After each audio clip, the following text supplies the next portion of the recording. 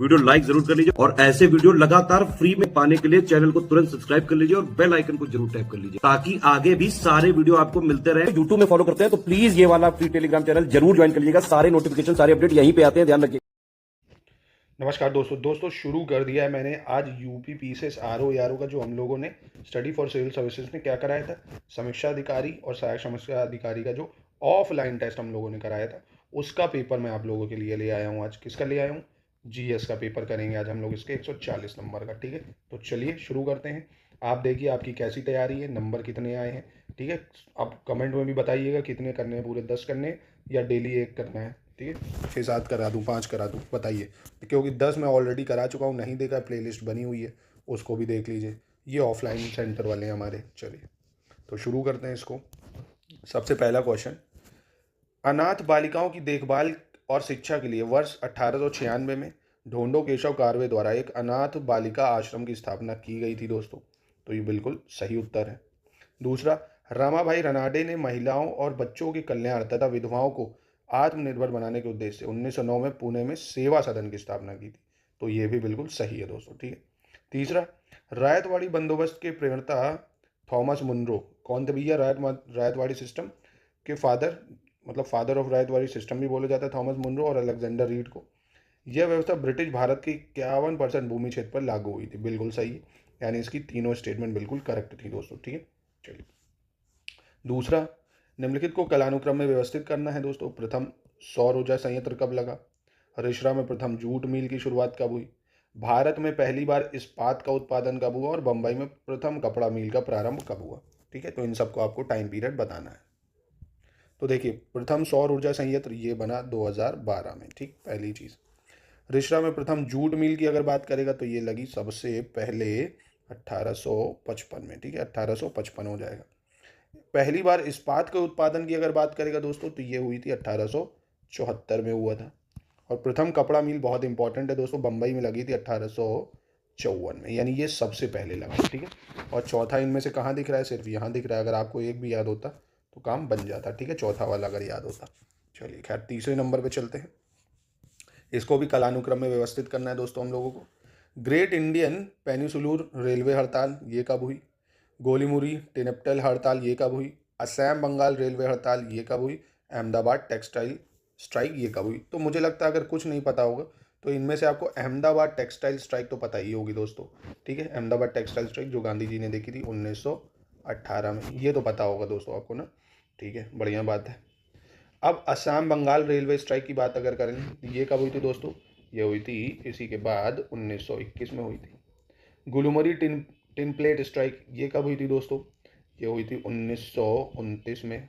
ठीक है, और great Indian peninsular railway strike ये हुई 1930 में। ठीक है, जब दांडी यात्रा चली। तो बस इसके हिसाब से सही क्या बैठ रहा है? देखो 4-3-2-1, 4-3-2-1 बिल्कुल करेक्ट है। ठीक है, आपका कैसा रहा ये जरूर देखते रहिए कि कितने सही हो रहे हैं। चलो, निम्नलिखित कथनों पर विचार करना है दोस्तों, कौन सा कथन सही है। ठीक है, द साहित्य महिमा धर्म ऑफ ओडिशा की स्थापना महिमा गोसाई ने की। द साहित्य महिमा धर्म ऑफ ओडिशा बिल्कुल सही है, महिमा गोसाई ने करी। गुजरात के स्वामी नारायण संप्रदाय की स्थापना सहजानंद स्वामी ने करी। तो ये भी सही है। साइंटिफिक सोसाइटी की स्थापना सर सैयद अहमद खान ने करी। ये भी बिल्कुल सही है। सेवा समिति by scouts association Shriram Vajpayee ने करी। ये भी बिल्कुल सही है, यानी इसके चारों ऑप्शन बिल्कुल करेक्ट हैं दोस्तों। ठीक है, चलिए बहुत बढ़िया। क्वेश्चन नंबर 5 पे आ जाते हैं। निम्नलिखित में से गलत विकल्प को चुनना है। ठीक है, इनमें से कौन सा विकल्प गलत है दोस्तों? टेस्ट की प्रैक्टिस जरूर कर लो अगर नहीं करिए, नहीं तो एग्जाम में बिना टेस्ट दी प्रैक्टिस किए जाओगे एकदम फेल दिए जाओगे, कुछ नहीं आएगा। यार कैसे पेपर को सॉल्व करना है, टाइम मैनेजमेंट कैसे करना है, ये सब पहले ही कर लोगे तो बेटर रहेगा। ठीक है, चलो चलिए। पंजाब में भूमि हस्तांतरण अधिनियम को वर्ष 1900 में लॉर्ड कर्जन के शासनकाल में पारित किया गया था। ठीक है, ये दोस्तों 1876 में लॉर्ड लिटन ने सुझाव दिया था कि भारतीय राजाओं की एक आंतरिक परिषद का गठन किया जाना चाहिए। तो ये ठीक है। तीसरा कह रहा, मदर टेरेसा ने कहा था कि ब्रिटिश साम्राज्य पूरी तरह से सड़ा हुआ है और हर दिशा में भ्रष्ट, अत्याचारी और हीन। नहीं, ये मदर टेरेसा ने नहीं कहा था दोस्तों। तो ये किसने कहा था? तो ये सिस्टर निवेदिता थी, उन्होंने कहा था, सिस्टर निवेदिता। ठीक है, सिस्टर निवेदिता का कहना था ये। बाकी इल्बर्ट बिल 1833-83 में लॉर्ड रिपन के शासनकाल में आया था। ये भी बिल्कुल सही हो जाएगा। चलिए क्वेश्चन नंबर 6 पे चलते हैं। ठीक है। निम्नलिखित कथनों पर विचार करना है दोस्तों, कौन सा कथन इनमें से सही है। मोहनदास करमचंद गांधी ने वर्ष 1903 में अहमदाबाद में इंडियन ओपिनियन नाम का समाचार पत्र शुरू किया था भैया। तो यही से पता चल रहा है आपको कि इंडियन ओपिनियन ठीक इनका तो है, पर ये कहाँ पे कह रहे हैं अहमदाबाद से शुरू किया, ये गलत है दोस्तों। क्यों? क्योंकि अहमदाबाद में नहीं थे तब ये साउथ अफ्रीका में थे, ये साउथ अफ्रीका से शुरू करा था। ठीक है, बाकी चीज़ें सही हैं, यानी इसलिए ये स्टेटमेंट गलत हो जाएगी। मोतीलाल तेजावत ने भीलों को संगठित किया और भील आंदोलन ने असहयोग गतिविधियों को मजबूत किया, तो ये ठीक है। पूना सार्वजनिक सभा की स्थापना 1870 ईस्वी में महादेव गोविंद रनाडे और गणेश वासुदेव जोशी ने की। महादेव गोविंद रनाडे, गणेश वासुदेव जोशी ने 1870 में, ठीक है ये भी। यानी कहने का मतलब है इसमें सिर्फ ऑप्शन 2 और 3 सही है। ठीक है, यानी 2 और 3 बिल्कुल करेक्ट हो जाएगा। चलिए क्वेश्चन नंबर 7 पे चल देते हैं। 7 क्या कह रहे हैं? निम्नलिखित कथनों पर विचार करना, कौन सा सही है। वेदांता कॉलेज की स्थापना 1885 में राजा राम मोहन राय ने की थी। ठीक है ये दोस्तों, राजा राम मोहन राय ने ही की थी इसकी स्थापना। दूसरा, सोम प्रकाश समाचार पत्र ईश्वर चंद्र विद्यासागर द्वारा वर्ष 1859 में द्वारकानाथ विद्याभूषण के संपादन में शुरू किया गया था, तो ये भी ठीक है। तीसरा, होम रूल को बढ़ावा देने के लिए श्यामजी कृष्णा वर्मा ने लाला लाजपत राय के साथ मिलकर 1905 में लंदन में प्रभावशाली इंडियन होम रूल सोसाइटी की स्थापना की थी, तो ये तीनों ही सही है दोस्तों, इसमें कुछ गलत नहीं है। ठीक है, चलिए 8वां पे आ जाते हैं हम। 8 क्या कह रहे हैं? इंडियन मिरर समाचार पत्र की शुरुआत 1862 में, इंडियन मिरर 1862 में शुरुआत हुई, कलकत्ता में हुई, देवेंद्रनाथ टैगोर ने की, और यह समाचार पत्र अंग्रेजी में प्रकाशित होता था। बिल्कुल सही है, देखो अच्छा रिवीजन हो जाएगा दोस्तों पूरे सब्जेक्ट्स का इससे। इंडियन मिरर अखबार किसका था? देवेंद्रनाथ टैगोर का था, और अंग्रेजी में था, कलकत्ता में प्रकाशित हुआ 1862। स्टेटमेंट बिल्कुल सही है। ठीक। दूसरा, ऑल इंडिया फॉरवर्ड ब्लॉक की स्थापना 1939 में पश्चिम बंगाल में सुभाष चंद्र बोस ने की। यह भी सही है दोस्तों, ऑल इंडिया फॉरवर्ड ब्लॉक 1939 पश्चिम बंगाल, सुभाष चंद्र बोस। तीसरी स्टेटमेंट कह रहा है फॉरवर्ड ब्लॉक का अखिल भारतीय सम्मेलन 1942 में नागपुर में आयोजित हुआ।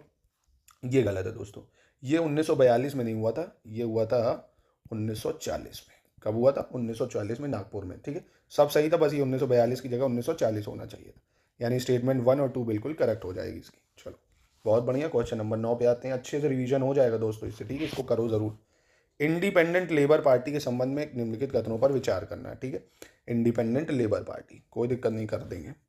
इसकी स्थापना समाज में ब्राह्मणवादी तथा पूंजीवादी संरचनाओं के विरुद्ध एक राजनीतिक संगठन के रूप में की गई थी। ठीक है, ये इसके गठन के समय तक कम्युनिस्ट नेताओं ने इसका समर्थन नहीं किया था। बिल्कुल सही है ये भी दोस्तों। वर्ष 1937 में प्रांतीय चुनावों में इसने 17 में से 13 सीटें प्राप्त की थी, तो ये पहली चीज़ गलत है, क्योंकि 17 में से 13 नहीं 15 सीटें इसको मिली थी। ठीक। चौथी स्टेटमेंट, इसने औद्योगिक विवाद विधेयक 1939 की शुरुआत का विरोध किया था, क्योंकि इसने श्रमिकों के हड़ताल करने के अधिकार को हटा दिया था। ये भी स्टेटमेंट गलत हो जाती। क्यों गलत हो जाती दोस्तों? क्योंकि इसने जो विधेयक था वो 1937 विधेयक का विरोध किया था। औद्योगिक विवाद विधेयक 1937 था। ठीक है, 1939 नहीं, बाकी सब सही है। ठीक है, तो कहने का मतलब है पहली और दूसरी बिल्कुल सही है। तीसरी चौथी में थोड़ी गलतियां हैं, यहाँ 13 की जगह 15 होता तो सही हो जाता, 39 की जगह 37 होता तो सही हो जाता। ठीक है, चलिए बढ़िया। क्वेश्चन नंबर 10 पे चलते हैं। निम्नलिखित में से सही विकल्प को चुनना है दोस्तों, कौन सा विकल्प सही है।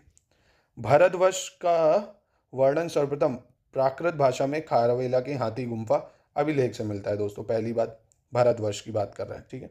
दूसरा, ईरानी विद्वानों ने भारत को यिंतु कहकर संबोधित किया था दोस्तों। ईरानी, तो ये तो दोस्तों पहली स्टेटमेंट तो सही है। दूसरी, यिंतु कह के कौन बुलाएगा? नाम से पता चल रहा है कहाँ के लोग हैं भैया, तो ये दोस्तों चाइना के लोग हैं ना, चाइना के। तो हियान शांग ने बुलाया था यिंतु, चाइना के लोग बुलाते हैं हिंदू भारत को। ठीक है, हियान शांग ने भारत को यिंतु बुलाया था, ये भी याद रखो। और भारतवर्ष, ये वही भारतवर्ष जो बाद में बना। ठीक है। मगध के राजा बिंदुसार ने भगवान बुद्ध के निवास स्थान के लिए वेणुवन नामक महाविहार का निर्माण कराया था। तो कहने का मतलब वेणुवन जो है क्या राजा बिंदुसार ने बनवाया था, तो ये स्टेटमेंट भी गलत हो जाती है। क्यों गलत हो जाएगी दोस्तों? क्योंकि ये बिंबिसार ने बनाया था भैया। किसने बनाया था? बिंबिसार ने, बिंदुसार ने नहीं बनाया था। ठीक है, बिंबिसार ने बनाया था, हर्यक वंश वाले, क्योंकि बिंदुसार तो चंद्रगुप्त मौर्य का पुत्र था। तो कहने का मतलब ये गलत, ये गलत। पहली स्टेटमेंट सिर्फ सही है इसमें से। ठीक है, चलिए 11 पे चलते हैं। निम्नलिखित में से हड़प्पा स्थल का चयन करना है दोस्तों, बीरभानुपुर, लोटेश्वर, पैसरा या बालू। ठीक है, तो दोस्तों देखिए, बीरभानपुर दोस्तों ये आपका वेस्ट बंगाल में पड़ेगा, पहली बात। लोटेश्वर आपका गुजरात में पड़ जाएगा, पैसरा आपका बिहार में है, और बालू की अगर बात करी जाए तो ये हरियाणा में, ठीक है, ये हरियाणा में, ये हरप्पन साइट, ठीक है, इसको याद रखिए। चलिए क्वेश्चन नंबर 12 देख लेते हैं। 12 क्या कह रहे हैं? निम्नलिखित पर विचार करना है दोस्तों। ये सब मैं ये वाले क्वेश्चन देखो मैं शॉर्ट फॉर्म में बता चुका हूँ कौन कब आया। फाहियान ने विशेष रूप से गुप्त काल के बारे में विवरण दिया है। पहली स्टेटमेंट, क्या ये सही है? तो बिल्कुल फाहियान ने गुप्त काल के बारे में विवरण दिया है। दूसरी, हियान शांग के ने विशेष रूप से वर्धन काल के बारे में विवरण दिया, तो ये भी सही है। हियान शांग ने हर्षवर्धन के बारे में काफ़ी कुछ लिखा हुआ है। तीसरा, इत्सिंग ने विशेष रूप से पूर्व मध्यकाल के बारे में विवरण दिया है, तो ये भी सही है। ठीक है, इसकी तीनों स्टेटमेंट सही हो जाएगी। ठीक है, तो फाहियान, हियान शांग, इत्सिंग। ठीक है, आप मुझे ये बताओ ये किसके किसके शासन काल में आया? ये मैंने शॉर्ट्स में बताया था अभी, है ना, कि कौन विदेशी यात्री कब आया, तो ज़रा बताओ, ज़रा रिकॉल करो चीज़ों को यार, ऐसे कुछ नहीं होगा। चलो 13 पे आ जाते हैं। 13 क्या कह रहा है? सबसे पहले मोहम्मद गौरी ने मंदिरों को तोड़कर मस्जिद बनाने और मुस्लिम शिक्षा देने की प्रथा शुरू करी थी। बिल्कुल सही है, ये बहुत सुअर आदमी है। मोहम्मद बिन तुगलक ने किसानों के विकास के लिए उन्हें सोंधर नामक कृषि ऋण प्रदान किए थे, तो ये भी दोस्तों सही हो जाएगा। तीसरा कह रहा, औरंगजेब दिल्ली का प्रथम सल्तान था जिसने आमीर सादा पद की नियुक्ति की थी दोस्तों, तो दोस्तों ये गलत हो जाएगा। ये थर्ड स्टेटमेंट आपकी गलत है। क्यों गलत है? क्योंकि ये औरंगजेब ने नहीं करी थी, ये मोहम्मद बिन तुगलक ने करी थी। मोहम्मद बिन तुगलक ने करी थी, ठीक है, ठीक है, औरंगजेब नहीं, तो Mohammad bin Tughlaq was the first sultan of Delhi who appointed the post Amir Sadat. ठीक है, चलिए क्वेश्चन 14 पे आ जाते हैं। चलिए 14 में क्या कह रहे हैं? निम्नलिखित में से सही विकल्प को चुनना है। ठीक है, कुतुबुद्दीन मुबारक खिलजी ने देवगिरी का नाम बदलकर दौलताबाद कर दिया था। नहीं, ये गलत है। क्यों गलत है? क्योंकि कुतुबुद्दीन मुबारक खिलजी ने देवगिरी का नाम नहीं बदला था। इसने नहीं, हाँ ठीक तो है, देवगिरी का नाम बदलकर दौलताबाद नहीं करा था दोस्तों, कुतुब्बाबाद कर दिया था अपने नाम पे। कुतुब्बाबाद, क्या ही क्या लोग थे, कुतुब्बाबाद कर दिया था। ठीक है, देवगिरी का नाम बदल के बाद में देवगिरी को दौलताबाद करा था किसने? अगर आपको याद हो तो ये करा था मोहम्मद बिन तुगलक ने। ठीक है, जब राजधानी को दिल्ली से देवगिरी ले गया, उसका नाम बदल के क्या कर दिया? दौलताबाद। ठीक है, चलो। सैयद वंश ने दिल्ली सल्तनत में सबसे कम वर्ष राज किया। नहीं, वो खिलजी है, 1290 से 1320। खिलजी होना चाहिए था यहाँ, खिलजी 1290 से 1320, यानी ये भी स्टेटमेंट गलत हो गई। तीसरी, इल्तुतमिश ने दिल्ली को न केवल भारत में तुर्की साम्राज्य का राजनीतिक और प्रशासनिक केंद्र बनाया बल्कि उसकी सांस्कृतिक गतिविधियों का भी केंद्र बनाया था, तो ये बिल्कुल सही हो जाएगा। ठीक है, ये सही है। Iltutmish made Delhi not only the political and administrative centre of Turkish empire in India but also the centre of its cultural activities. बिल्कुल ठीक है। 15 देखते हैं दोस्तों, 15 में क्या कह रहे हैं? निम्नलिखित में से सही कथन को चुनना है दोस्तों, कौन सा कथन सही है? बाबर ने 17 मार्च 1527 को खानवा के युद्ध के पश्चात गाजी की उपाधि धारण की थी। ठीक है, ये गाजी की उपाधि पूछे बाबर ने कब ली, तो 1527 में खानवा के युद्ध के बाद। दूसरा, बाजार नियंत्रण व्यवस्था को लागू करने के लिए अलाउद्दीन खिलजी द्वारा दीवान रियासत नामक एक विभाग की स्थापना की थी। दीवान रियासत, तो ये भी ठीक है। तीसरा कह रहा, पानीपत के तृतीय युद्ध के समय मुगल बादशाह शाह आलम द्वितीय थे। पानीपत के तृतीय युद्ध जो 1761 में था, बिल्कुल मुगल बादशाह शाह आलम द्वितीय था। आलमगीर द्वितीय के शासनकाल में दिल्ली पर अहमद शाह अब्दाली का कब्जा था। आलमगीर द्वितीय के शासनकाल में दिल्ली पर अहमद शाह अब्दाली का कब्जा था दोस्तों। तो आलमगीर द्वितीय का शासनकाल ही नहीं याद है तो कैसे काम होगा? तो ये आसान भी है, याद होगा अगर आलमगीर सेकंड बक्सर के बैटल से पहले जो प्लासी का बैटल हुआ था ना, 1754 से 1759 इसका टाइम पीरियड था। ठीक है, ये तो अहमद शाह अब्दाली यहीं आ जाएगा। ठीक है, चलिए, यानी ये भी स्टेटमेंट बिल्कुल सही हो जाएगी। 5वीं कह रहा है, प्लासी का युद्ध मुगल सम्राट मोहम्मद शाह के शासनकाल के दौरान लग गया। कैसे यार? ये तो अभी बताया ना कि भैया आलमगीर द्वितीय का जो टाइम पीरियड था 1754 से 1759 तक था और प्लासी की बैटल हुई 1757 में। तो कौन हुआ भैया? यही तो हुआ है ना, यानी आलमगीर सेकंड के शासनकाल में। तो 1 2 3 4 सही है और 5वां गलत है। चलिए 16 में पूछ रहा है भैया किसने किसकी खोज की प्रमुख स्थल और उत्खनन करता। ठीक है, तो बालाथाल की खोज किसने करी थी? वीरेंद्रनाथ मिश्रा ने, वीरेंद्रनाथ मिश्रा। ठीक है, कौशाम्बी की खोज करी दोस्तों जो प्रमुख स्थल है गोवर्धन राय शर्मा ने। ठीक है, हुलास की खोज करी दोस्तों काशीनाथ नारायण दीक्षित और गुर्फकाल अरुण कुमार शर्मा। ठीक है, तो यानी इसके हिसाब से ऑप्शन ए बिल्कुल सही बैठ रहा है। चलिए 17 नंबर क्वेश्चन देखते हैं। 17 में कह रहे हैं निम्नलिखित में से गलत विकल्प का चयन करना है, कौन सा विकल्प गलत है। ठीक है, मुगल वंश की स्थापना 1526 में बाबर ने 1526 ईस्वी में लोधी वंश के शासक इब्राहिम लोधी को हरा के की। बिल्कुल सही हो जाएगा। ठीक है, दूसरा, कनिष्क के शासनकाल के दौरान आयोजित चौथी बुद्ध संगीति में बौद्ध धर्म को हिनायन और महायान नामक दो संप्रदाय में विभाजित किया गया। ये भी बिल्कुल सही है दोस्तों, मज़ेदार है। 29 मार्च 1857 को बैरकपुर में सैनिकों ने चर्बी वाले कारतूसों का प्रयोग करने से इनकार कर दिया था और एक सैनिक मंगल पांडे ने 34वीं बंगाल इन्फेंट्री के अपने सहयोगी के विशेष सहायक पर आक्रमण करने की हत्या कर दी थी। तो ये भी बिल्कुल सही है दोस्तों, 34 नेटिव इन्फेंट्री से थे मंगल पांडे, यानी कोई गलत नहीं है इनमें से। चलिए 18 नंबर देख लेते हैं। 18 क्या कह रहा है, निम्नलिखित में से सही विकल्प का चयन करना है, कौन सा विकल्प सही है। ठीक है, उत्तर पश्चिमी रूस में स्थित लाडोगा झील, कौन सी झील, लाडोगा झील, अपने सतह क्षेत्र और पानी की मात्रा दोनों के मामले में यूरोप की सबसे बड़ी झील है। तो सबसे पहले आपको ये याद भी रखना, अगर नहीं याद है, यूरोप की सबसे बड़ी झील कौन सी है, लेक लाडोगा लेक। ठीक, दूसरी सुपीरियर झील विश्व की सबसे बड़ी अलवणीय झील है, अलवणीय मतलब फ्रेश वाटर लेक है, तथा सतह क्षेत्र के संदर्भ में उत्तरी अमेरिका की सबसे बड़ी झील है। तो ये भी स्टेटमेंट सही है दोस्तों, लार्जेस्ट लेक है नॉर्थ अमेरिका की in terms of surface area और फ्रेश वाटर में। ठीक है, विक्टोरिया झील सतह क्षेत्र की दृष्टि से अफ्रीका की सबसे बड़ी झील है। तो बिल्कुल लेक विक्टोरिया अफ्रीका की सबसे बड़ी लेक है, ये भी सही है। बैकाल झील दक्षिण अमेरिका की सबसे बड़ी झील है दोस्तों, तो ये गलत है। ठीक है, ये गलत हो जाएगी, यानी इसका स्टेटमेंट 1 2 3 सही है। क्योंकि दोस्तों दक्षिण अमेरिका की सबसे बड़ी झील, अगर आपको पता हो, मैंने मैपिंग अगर आपने करी होगी, मैंने पूरी मैपिंग कराई है, जो लेक टिटिकाका है, लेक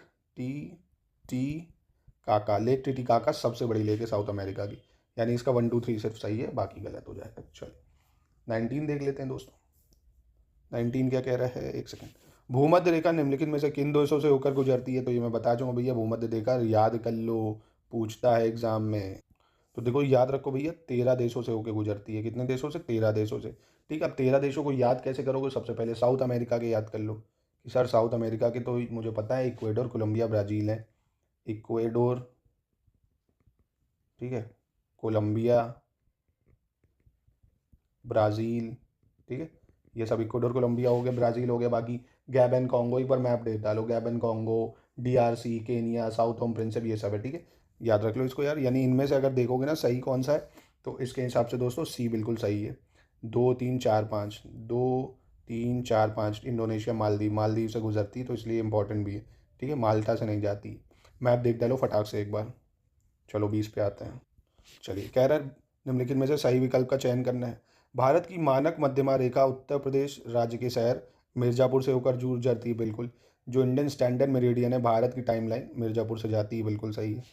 दूसरा, भारत की मानक मध्यमा रेखा उत्तर प्रदेश, मध्य प्रदेश, छत्तीसगढ़, उड़ीसा और त्रिपुरा राज्यों से गुजरती है, ये गलत है। क्योंकि यूपी, MP, छत्तीसगढ़, ठीक है, आंध्र प्रदेश से गुजरती है दोस्तों, उड़ीसा से। यहाँ पे बस त्रिपुरा की जगह अगर उड़ीसा कर देते, वो आंध्र प्रदेश कर देते, तो सही हो जाता। यूपी, MP, छत्तीसगढ़, उड़ीसा, आंध्र प्रदेश, कहाँ त्रिपुरा, कहाँ ये, ठीक है, यानी ये गलत हो जाएगा। तीसरा, भारत के पहले परमाणु रिएक्टर का नाम क्या था, अप्सरा, ये याद रखना महत्वपूर्ण है। का संचालन कब हुआ, 1956 में भाभा परमाणु अनुसंधान केंद्र के ट्राम्बे परिसर में शुरू किया गया था, ये बिल्कुल सही है। ठीक है, यानी इसकी स्टेटमेंट कहने का 1 सही है, 3 सही है, और वो दिख रहा है हमें सी में, यानी सी सही हो जाएगा। चलिए 21 देख लेते हैं। निम्नलिखित में से सही विकल्प का चयन करना है, कौन सा विकल्प सही है। तो कह रहा है जंगल महल नामक क्षेत्र मणिपुर राज्य में स्थित है, तो यही गलत है दोस्तों। जंगल महल नाम के क्षेत्र मणिपुर में नहीं है, पश्चिम बंगाल में। कहाँ है, वेस्ट बंगाल में, पहली बात। दूसरी, 30 डिग्री देशांतर के कारण ही भारत का सबसे पूर्वी तथा सबसे पश्चिमी भागों के जो समय अंतराल है वो 2 घंटे का, बिल्कुल। अरुणाचल प्रदेश और गुजरात में जो डिफरेंस है लैटीट्यूड का, लॉन्जिट्यूड का, वो 30 डिग्री का ही है। ठीक है, तीसरा, छत्तीसगढ़ का कोल्हान क्षेत्र खनिज उत्पाद के लिए प्रसिद्ध है, तो ये छत्तीसगढ़ में नहीं है, ये झारखंड में है। ये कहाँ है, झारखंड, यानी ये स्टेटमेंट भी गलत हो जाएगी, अभी तक से दूसरी सही है। चौथी, मध्य प्रदेश के धार जिले में विंध्य पर्वतमाला से निकलने वाली महानदी कर्क रेखा को 2 बार, माही नदी माफ कीजिएगा, कर्क रेखा को 2 बार काटती है। ठीक है, कौन सी नदी कर्क रेखा को 2 बार काटती है, माही नदी। ठीक है, माही, यानी सिर्फ इसमें 2 और 4 सही है, ऑप्शन बी सही है। ठीक है, ऑप्शन बी सही है। इसमें कह रहा है निम्नलिखित में से सही विकल्प का चयन करना है। ठीक है, कौन सा विकल्प सही है। ठीक, दार्जिलिंग और सिक्किम हिमालय में दुआर स्थल आकृतियां पाई जाती हैं जिनका उपयोग चाय बागान लगाने के लिए किया जाता है, तो ये तो सही है दोस्तों। ठीक है, दूसरा, पश्चिमी घाट को महाराष्ट्र में सह्याद्री, कर्नाटक तथा तमिलनाडु में नीलगिरी तथा केरल में अन्नामिलाई एवं इलायची पहाड़ियों के रूप में जाना जाता है। बहुत अच्छी बात है, ये याद भी रखिएगा, इंपॉर्टेंट है ये। ठीक है, वेस्टर्न घाट को, मतलब जो वेस्टर्न घाट है, पश्चिमी घाट, उसको महाराष्ट्र में सह्याद्री बोलते हैं, कर्नाटक तमिलनाडु में नीलगिरी, केरल में अन्नामलाई एवं इलायची पहाड़ी। ठीक है, तीसरा है ये, मतलब दोनों सही है। लघु हिमालय को हिमाचल प्रदेश में नागा टिब्बा, उत्तराखंड में धौलाधार, ये गलत है। उसको हिमाचल प्रदेश में दोस्तों लघु हिमालय को धौलाधार बोलते हैं, और उत्तराखंड में जो लघु हिमालय उसको नागा टिब्बा बोला जाता है। ठीक है, उल्टा है ये। ठीक है, हिमाचल प्रदेश में धौलाधार, उत्तराखंड में नागा टिब्बा, यानी ये गलत हो गया। ऑप्शन 1 और 2 बिल्कुल सही हो जाएगा। ठीक है, कोई परेशानी कोई दिक्कत तो बता सकते हो। चलो 23 देख लेते हैं।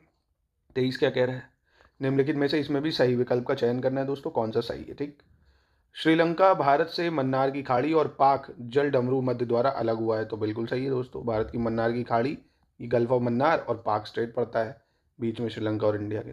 दूसरा, यानी ये सही है।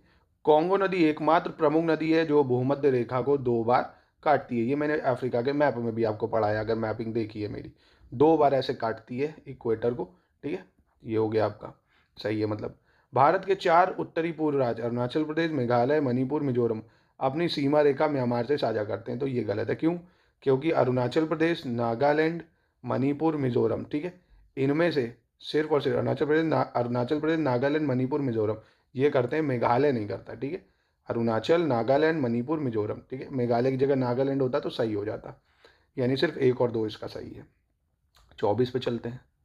24 कह रहा है निम्नलिखित में से सही विकल्प का चयन करना। देखो, ये टेस्ट ऐसे फॉर्म में है कि सब स्टेटमेंट फॉर्म में आपका पूरा कंप्लीट रिवीजन हो जाएगा। अब ये मत देख के जाइए रे ऐसा तो आयोग नहीं देगा, हाँ नहीं देगा, क्या करें। ठीक है, पेपर टफ ही आएगा अब इस बार का, पर ये पेपर बनाने का मकसद देख रहे हो आप, अगर आप समझ पाए हो कि आपका कंप्लीट रिवीजन होगा, हर चीज़ को इसमें डाला गया। हम चाहे तो पेपर ऐसा शॉर्ट बना के काम चला दे, पर ऐसा नहीं है। आपके रिवीजन के लिए ये पेपर बनाया गया है ताकि अच्छे से आपको हर चीज़ रिवाइज हो जाए। देखो, अगर आप ये टेस्ट लगा लोगे ना, 2 4 5 सब रिवाइज हो जाएगा अपने आप। चलो, भारत में कर्क रेखा तथा भारतीय मानक समय रेखा का कटान बिंदु छत्तीसगढ़ राज्य के सूरजपुर जिले में है। तो क्या दोस्तों, कर्क रेखा मतलब ट्रॉपिक ऑफ कैंसर छत्तीसगढ़ से जाती है। भारतीय मानक रेखा क्या छत्तीसगढ़ से जाती है? बिल्कुल, सूरजपुर जिले में है, ये सही है। दूसरा, नीलगिरी की पहाड़ियाँ पूर्वी घाट और पश्चिमी घाट का मिलान बिंदु है। बहुत इंपॉर्टेंट है, जो नीलगिरी की पहाड़ी है वहाँ पूर्वी घाट और पश्चिमी घाट का मिलान बिंदु है। कहने का मतलब है वेस्टर्न घाट और ईस्टर्न घाट कहाँ मिलते हैं? नीलगिरी में। इंपॉर्टेंट है ये बहुत। लिम्पोपो नदी मैंने पढ़ाई थी दोस्तों, अफ्रीका का मैप जब आपको कराया था।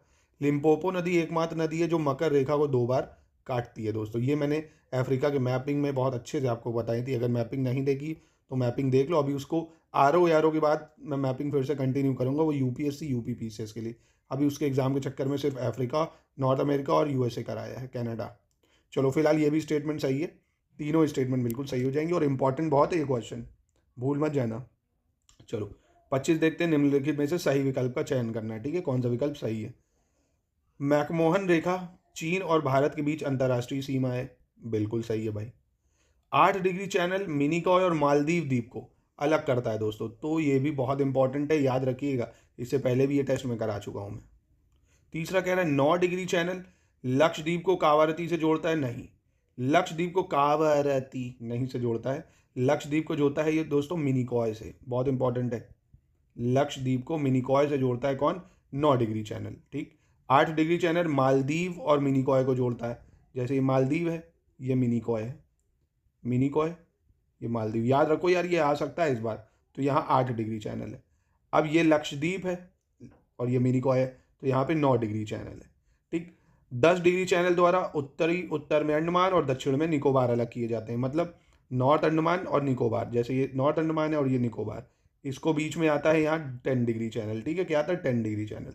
यानी 1 2 4 स्टेटमेंट सही है बिल्कुल। तीसरे में यहाँ क्या होना चाहिए? मिनिकॉय।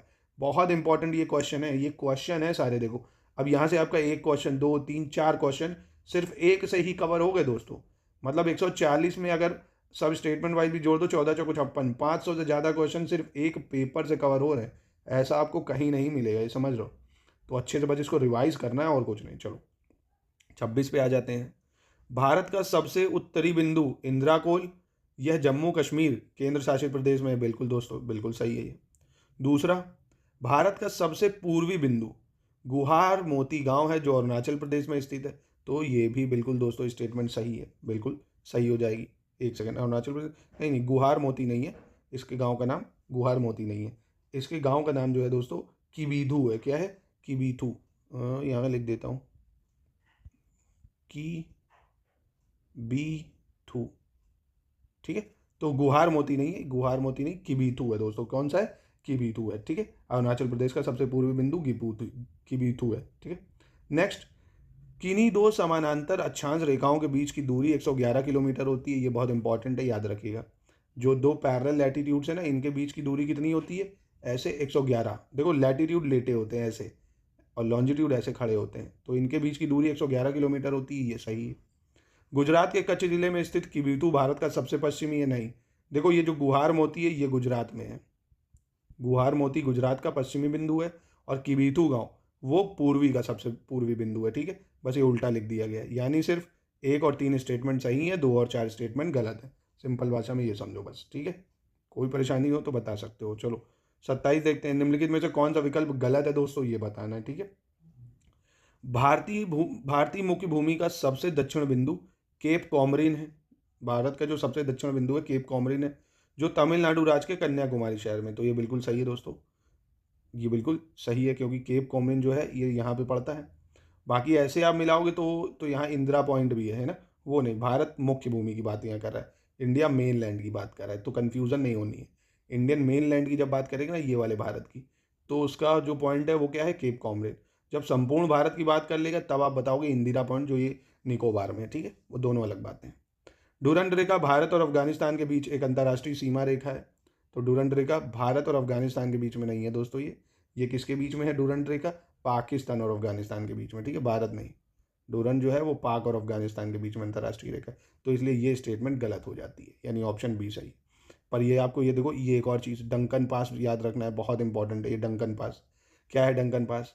ये दक्षिण अंडमान में स्थित रैटलैंड द्वीप द्वारा दक्षिण में लिटिल अंडमान को अलग करता है। अगर आसान भाषा में कहें तो ये क्या करता है भैया? साउथ अंडमान, ये जो साउथ अंडमान है और ये लिटिल अंडमान, इसके बीच में पड़ता है डंकन पास, ठीक है। इसके बीच में Duncan pass, south Andaman little Andaman, बीच में है डंकन पास।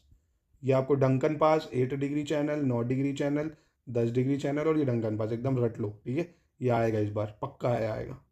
चलिए दोस्तों, कह रहा है 28 में भैया ये जो बॉर्डर है इनको असेंडिंग ऑर्डर में, मतलब आरोही क्रम में लगाना है, ठीक है। तो देखो आपको ये तो पता है सबसे बड़ा बॉर्डर बांग्लादेश से है, और बांग्लादेश 2 जगह सबसे बड़ा दिख रहा है, यानी ये 2 ऑप्शन तो अपने आप कट गए। आपको पता है सबसे छोटा बॉर्डर नेपाल से है, तो नेपाल दोनों में भाई, यहाँ तो दिक्कत आ गई, तो चलो कोई दिक्कत नहीं है। चीन और पाकिस्तान में आपको अगर पता हो किसका बॉर्डर बड़ा है भैया, चीन और पाकिस्तान में, तो चीन से हमारा ज़्यादा बॉर्डर लगता है 3500 किलोमीटर के आसपास, ठीक है। तो कहने का मतलब है नेपाल है, फिर पाकिस्तान, फिर चीन, फिर बांग्लादेश, ठीक है। सी हो जाएगा इसका आंसर। चलो 29 पे चलते हैं। निम्नलिखित में से सही विकल्प का चयन करना है, कौन सा विकल्प सही है, ठीक है। भारत उत्तर पश्चिम में पाकिस्तान तथा अफगानिस्तान से घिरा हुआ है। India is surrounded by Pakistan and Afghanistan in north west, तो बिल्कुल ये तो है ही। इंदिरा पॉइंट ग्रेट निकोबार द्वीप पर स्थित है, ये भी अभी बताया मैंने, बिल्कुल सही है।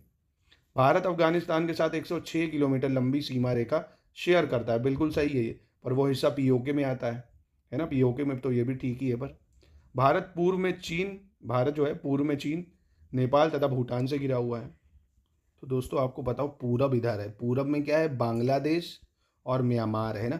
ये जो है ये पूर्व नहीं है दोस्तों, ये उत्तर, अगर यहाँ होता तो सही होता, क्योंकि भारत उत्तर में चीन, नेपाल, भूटान से जुड़ा हुआ, ये याद रखना, ठीक है। India surrounded by China, Nepal and Bhutan in the east, नहीं इन द नॉर्थ, क्योंकि ईस्ट में तो सिर्फ आपने अगर मैप इंडिया को देखा हो, ईस्ट में क्या है? बांग्लादेश और म्यांमार है, ठीक है।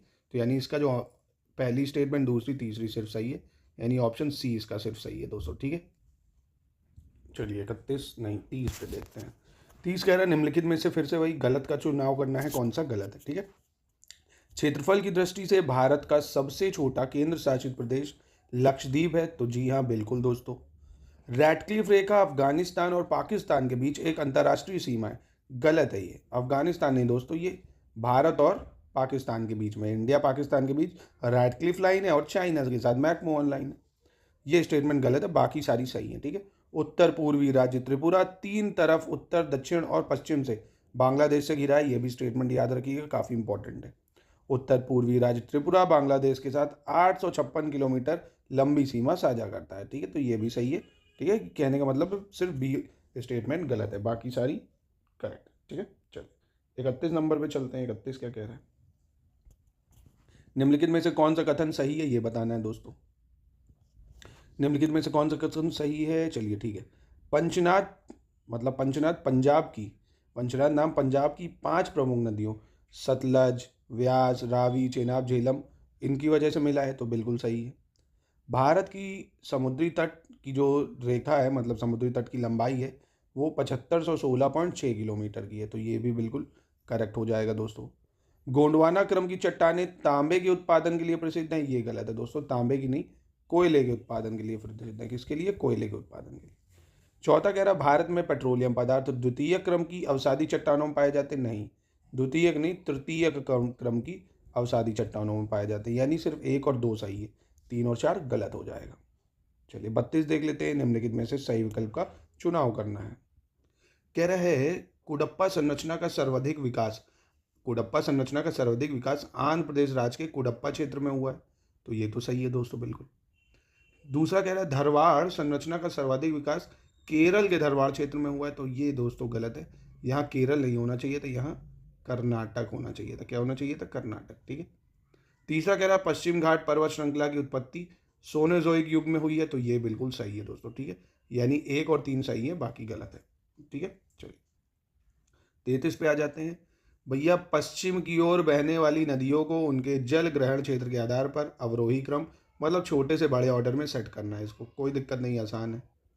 तो दोस्तों देखिए, सबसे छोटी नदी, मतलब डिसेंडिंग की बात कर रहा, माफ़ कीजिएगा, अवरोही क्रम मतलब डिसेंडिंग ऑर्डर, ठीक है। तो सबसे बड़ा इसमें से जो बेसिन है, जल ग्रहण क्षेत्र है, कैशमेंट एरिया, तो वो माही नदी का है दोस्तों, ठीक है। उसके बाद साबरमती नदी, फिर कालिंदी, फिर ढांडर नदी आती है, ठीक है। सही ऑर्डर ये रहेगा, यानी ऑर्डर मतलब ऑप्शन सी सही हो जाएगा, ठीक है।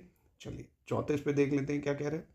निम्नलिखित तत्वों को पृथ्वी में उनकी रासायनिक संरचना के आधार पर अवरोही क्रम में लिखना है, मतलब अगेन डिसेंडिंग ऑर्डर में लिखना है, कौन कितनी मात्रा में पाया जाता है ये बताना है, ठीक है। चलिए तो देखिए दोस्तों, सबसे ज़्यादा मात्रा में सिलिकॉन, फिर मैग्नीशियम, फिर सल्फर, फिर निकल, ठीक है, ये होगा अर्थ में, ठीक है। इन टर्म्स ऑफ परसेंटेज अगर बात करेंगे तो ये परसेंटेज एकदम सही है। अगर पूरा परसेंटेज आपको पता हो दोस्तों, तो एक सेकंड में लिख देता हूँ पूरा है, ये याद रखना दोस्तों। आयरन जो है दोस्तों, आयरन 35.5% है, ऑक्सीजन 30% पाई जाती है, सिलिकॉन 15%, मैग्नीशियम 13, सल्फर 2.9, वहीं निकल 2.4, ठीक है।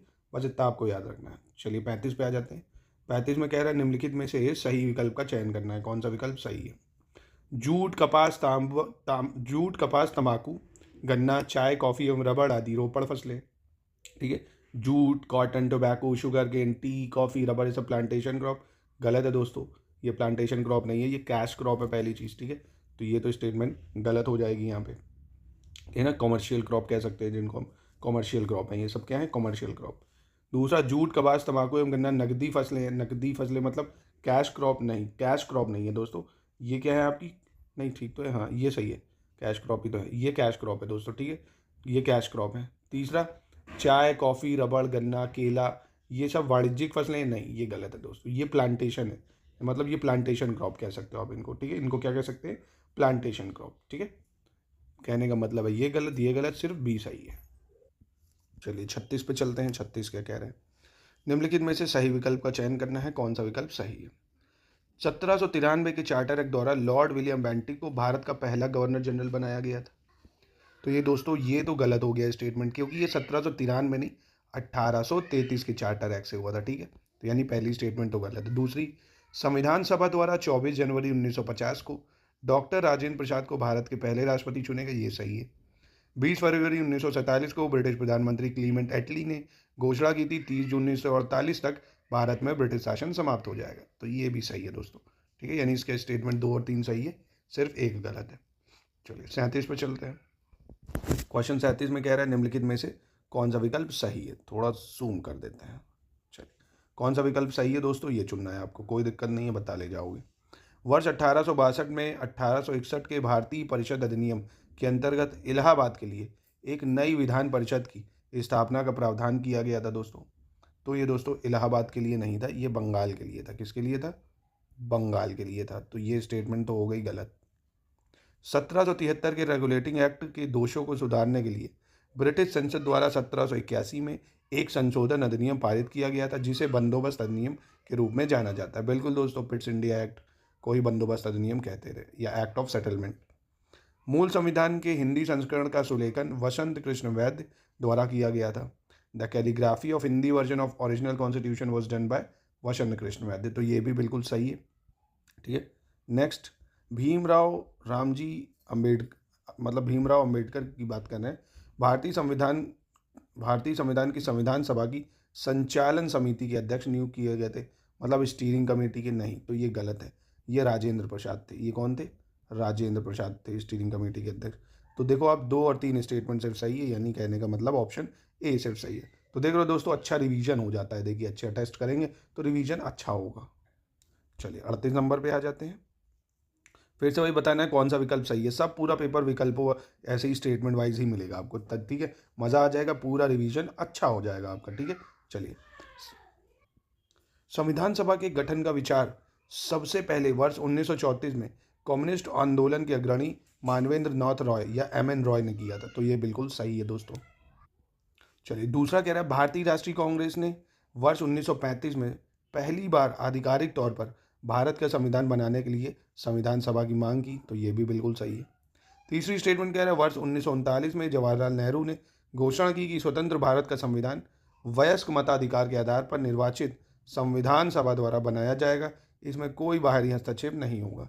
तो दोस्तों ये यहाँ पे गलत है, 1939 में नहीं, ये ऑब्जेक्टिव रेजोल्यूशन 1938 में पास हुआ था। ठीक है, 1938 में, मतलब 1938 में ऑफिशियली डिमांड करी थी नेहरू जी ने। चलो 39 नंबर देखते हैं, निम्नलिखित में से कौन सा विकल्प सही है ये बताना है इसमें। ठीक है, चलिए 1833 के चार्टर एक्ट के अंतर्गत द्वैध शासन की व्यवस्था स्थापित की गई थी दोस्तों, तो शुरुआती गलत हो गई है, ये बिल्कुल गलत हो जाएगा, क्योंकि द्वैध शासन की व्यवस्था स्थापित की गई थी 1784 के पिट्स इंडिया एक्ट द्वारा। ठीक है, जिसमें बोर्ड ऑफ कंट्रोल और कोर्ट ऑफ डायरेक्टर और बोर्ड ऑफ कंट्रोल स्थापित किए गए थे, अगर याद हो। ठीक है, कॉमर्शियल और पॉलिटिकल फंक्शन को अलग कर दिया गया था। चलो 1784 के पिट्स इंडिया एक्ट के अंतर्गत ब्रिटिश ईस्ट इंडिया कंपनी के वाणिज्यिक और राजनीतिक कार्यों को अलग कर दिया गया, तो ये अभी बताया ना, यानी बोर्ड ऑफ कंट्रोल मैनेज करेगी भैया एक ये वाला फंक्शन राजनीतिक, कोर्ट ऑफ डायरेक्टर वाणिज्यिक।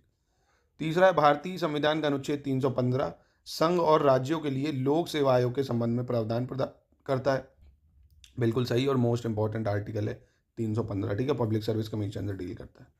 चौथा कह रहा है 26 नवंबर 1949 को अपनाया गया भारतीय संविधान में एक प्रस्तावना 395 अनुच्छेद 8 अनुसूचियाँ शामिल थी, तो ये भी बिल्कुल सही है दोस्तों। ठीक है, तब 22 पार्ट भी थे या 25 हो गए, यानी 2, 3, 4 स्टेटमेंट बिल्कुल सही हो जाएगी। ठीक है, बिल्कुल सही हो जाएगी।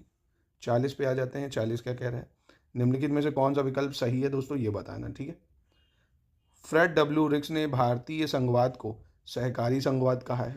ठीक है, Indian federalism is called cooperative federalism, ये किसने कहा है दोस्तों? फ्रेड डब्ल्यू रिक्स। ये गलत है, ये दोस्तों ग्रैनविल ने कहा, अगर आपको याद हो। किसने कहा था? ग्रैनविल ऑस्टिन जो थे, ग्रैनविल ऑस्टिन ने बोला था कोऑपरेटिव फेडरलिज्म का यूज़। कैनेथे क्लिंटन वेयर ने कहा था कि भारत अर्धसंघीय राज्य है। ठीक है, Kenneth Clinton Wheare has said India is a quasi federal state, ये स्टेटमेंट बिल्कुल सही हो जाती है दोस्तों। ठीक है, बिल्कुल सही है।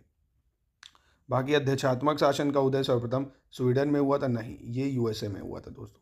ठीक है, और ग्रैनविल जी ऑस्टिन का विकास प्रशासन की अवधारणाओं से संबंधित है, नहीं, ये कौन संबंधित है? फ्रेड डब्ल्यू रिक्स विकास की अवधारणाओं से संबंधित है। ठीक है, चलिए, यानी इसका बी ऑप्शन सिर्फ सही है, बाकी गलत है। चलिए 41 नंबर पे आते हैं। 41 नंबर क्वेश्चन देखते हैं, निम्नलिखित में से कौन सा विकल्प सही है? अगेन वही बताना है दोस्तों, कौन सा विकल्प सही है। कल्याणकारी राज्य का उद्देश्य कमजोर वर्ग के कल्याण का प्रबंध करना होता है, बिल्कुल। वेलफेयर स्टेट का मतलब क्या है? जो वीकर सेक्शन है उसके लिए अच्छा काम करना, जैसे देखते हो ना, उज्ज्वला योजना हो गई, हाउस वाली योजना जो होती है, आवास योजना, ये सब। भारत में राजनीतिक सत्ता का प्रमुख स्रोत जनता को माना जाता है दोस्तों, तो ऑब्वियसली दोस्तों जनता ही है, जनता ही जनार्दन है, जनादेश जो होता है कहते नहीं।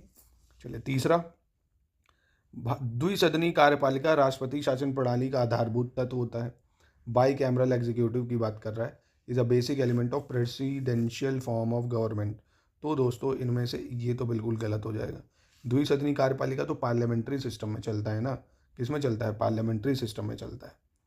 राष्ट्रपति पद्धति में समस्त कार्यपालिका की शक्तियां राष्ट्रपति में निहित होती हैं, तो ये तो स्टेटमेंट बिल्कुल सही है। ठीक है, यानी कहने का मतलब है 1, 2, 4 बिल्कुल सही है, तीसरा ऑप्शन गलत हो जाएगा। 42 देख लेते हैं, निम्नलिखित में से कौन सा विकल्प सही है दोस्तों ये बताना है। 42 में संसदात्मक सरकार, स्वतंत्र न्यायपालिका तथा संघात्मक सरकार भारतीय संविधान की विशेषताएं हैं। मतलब parliamentary government, independent judiciary, federal government are the feature of Indian constitution. Obviously ये सब है हमारे पास, ये सभी चीज़ें हैं। दूसरा, केंद्र सरकार और राज्य सरकारों को प्राधिकार का स्रोत भारतीय संविधान को माना जाता है, तो ये भी बिल्कुल सही है दोस्तों। राजेंद्र प्रसाद ने भारतीय संविधान को पवित्र दस्तावेज कहा है या सैक्रेड डॉक्यूमेंट कहा है दोस्तों, तो ये दोस्तों गलत है। ये राजेंद्र प्रसाद ने नहीं कहा है, ये अम्बेडकर ने बोला था, बी आर अम्बेडकर जी ने इसको कहा था, बी आर अम्बेडकर जी ने, ठीक है। तो ये तो गलत हो जाएगा, अम्बेडकर जी ने। संप्रभुता को राज्य के साथ साथ संघ का भी सबसे महत्वपूर्ण तत्व माना जाता है। Sovereignty considered the most important element of the state as well as union दोस्तों। तो दोस्तों क्या ये स्टेटमेंट सही हो जाएगी? तो ऑब्वियसली दोस्तों संप्रभुता को राज्य का सबसे महत्वपूर्ण तत्व माना जाता है, ठीक है।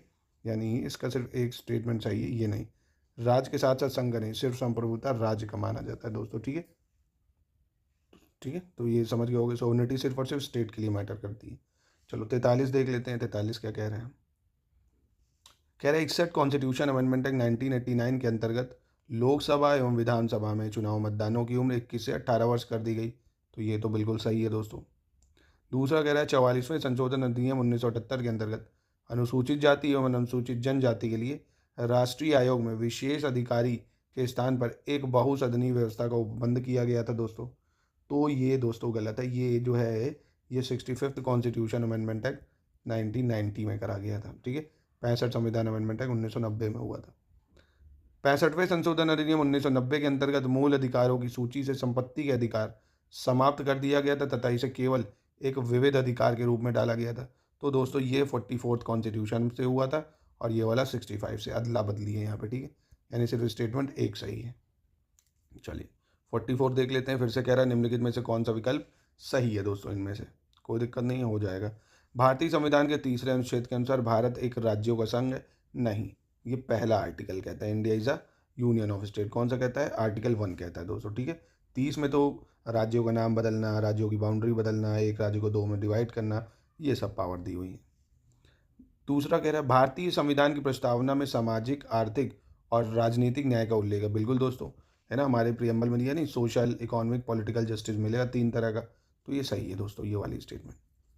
तीसरा है वर्ष 2011 के 96वें संशोधन अधिनियम के द्वारा ओडिया भाषा का नाम बदलकर ओडिया करा गया, तो दोस्तों ये भी मैंने अभी आपको पॉलिटी रिवीजन में कराया था, इंपॉर्टेंट अमेंडमेंट में, सही है ये। 42 कॉन्स्टिट्यूशन अमेंडमेंट एक्ट 1976 द्वारा वनों को राज्य सूची से समवर्ती सूची में डाला गया। फॉरेस्ट को किस में डाला गया भैया? फॉरेस्ट को स्टेट लिस्ट से कंकरेंट लिस्ट में, तो ये भी सही है। यानी 2, 3, 4 स्टेटमेंट सही है, सिर्फ पहली गलत है इसमें। चलिए 45 देख लेते हैं। निम्नलिखित में से कौन सा विकल्प गलत है ये बताना, ठीक है। मौलिक कर्तव्यों को स्वर्ण सिंह समिति की सिफारिश के आधार पर भारतीय संविधान में शामिल किया गया था, तो ऑब्वियसली ये बिल्कुल सही है। भारतीय संविधान के अनुच्छेद 53 के अंतर्गत संघ की कार्यपालिका शक्तियां राष्ट्रपति में निहित होती है, ये भी बिल्कुल सही है। भारत का राष्ट्रपति वित्त आयोग के अध्यक्ष तथा केंद्र शासित प्रदेशों के प्रशासकों की नियुक्ति करता है, ये भी बिल्कुल सही है, यानी इनमें से कोई गलत नहीं है, ठीक है। और दोस्तों मौलिक कर्तव्य को ऐड कब किया गया तो आपको पता ही होगा, 42 कॉन्स्टिट्यूशन अमेंडमेंट एक्ट 1976, ठीक है, याद रखिएगा इसको। 10/3/11वीं कब ऐड करेगी? 86 कॉन्स्टिट्यूशन अमेंडमेंट एक्ट 2002, तो याद रखना इसको। चलो 46 नंबर पे आ जाते हैं। निम्नलिखित में से फिर से वही सही विकल्प का चयन करना है दोस्तों, कौन सा विकल्प सही है, ठीक है। राष्ट्रपति द्वारा अध्यादेश को संसद का सत्र शुरू होने के बाद 6 महीने तक लागू रखना आवश्यक है, नहीं, ये गलत है। 6 महीने नहीं, 6 हफ्ते, ठीक है, 6 वीक का प्रावधान है, 6 महीने का कोई ऐसा प्रावधान नहीं है।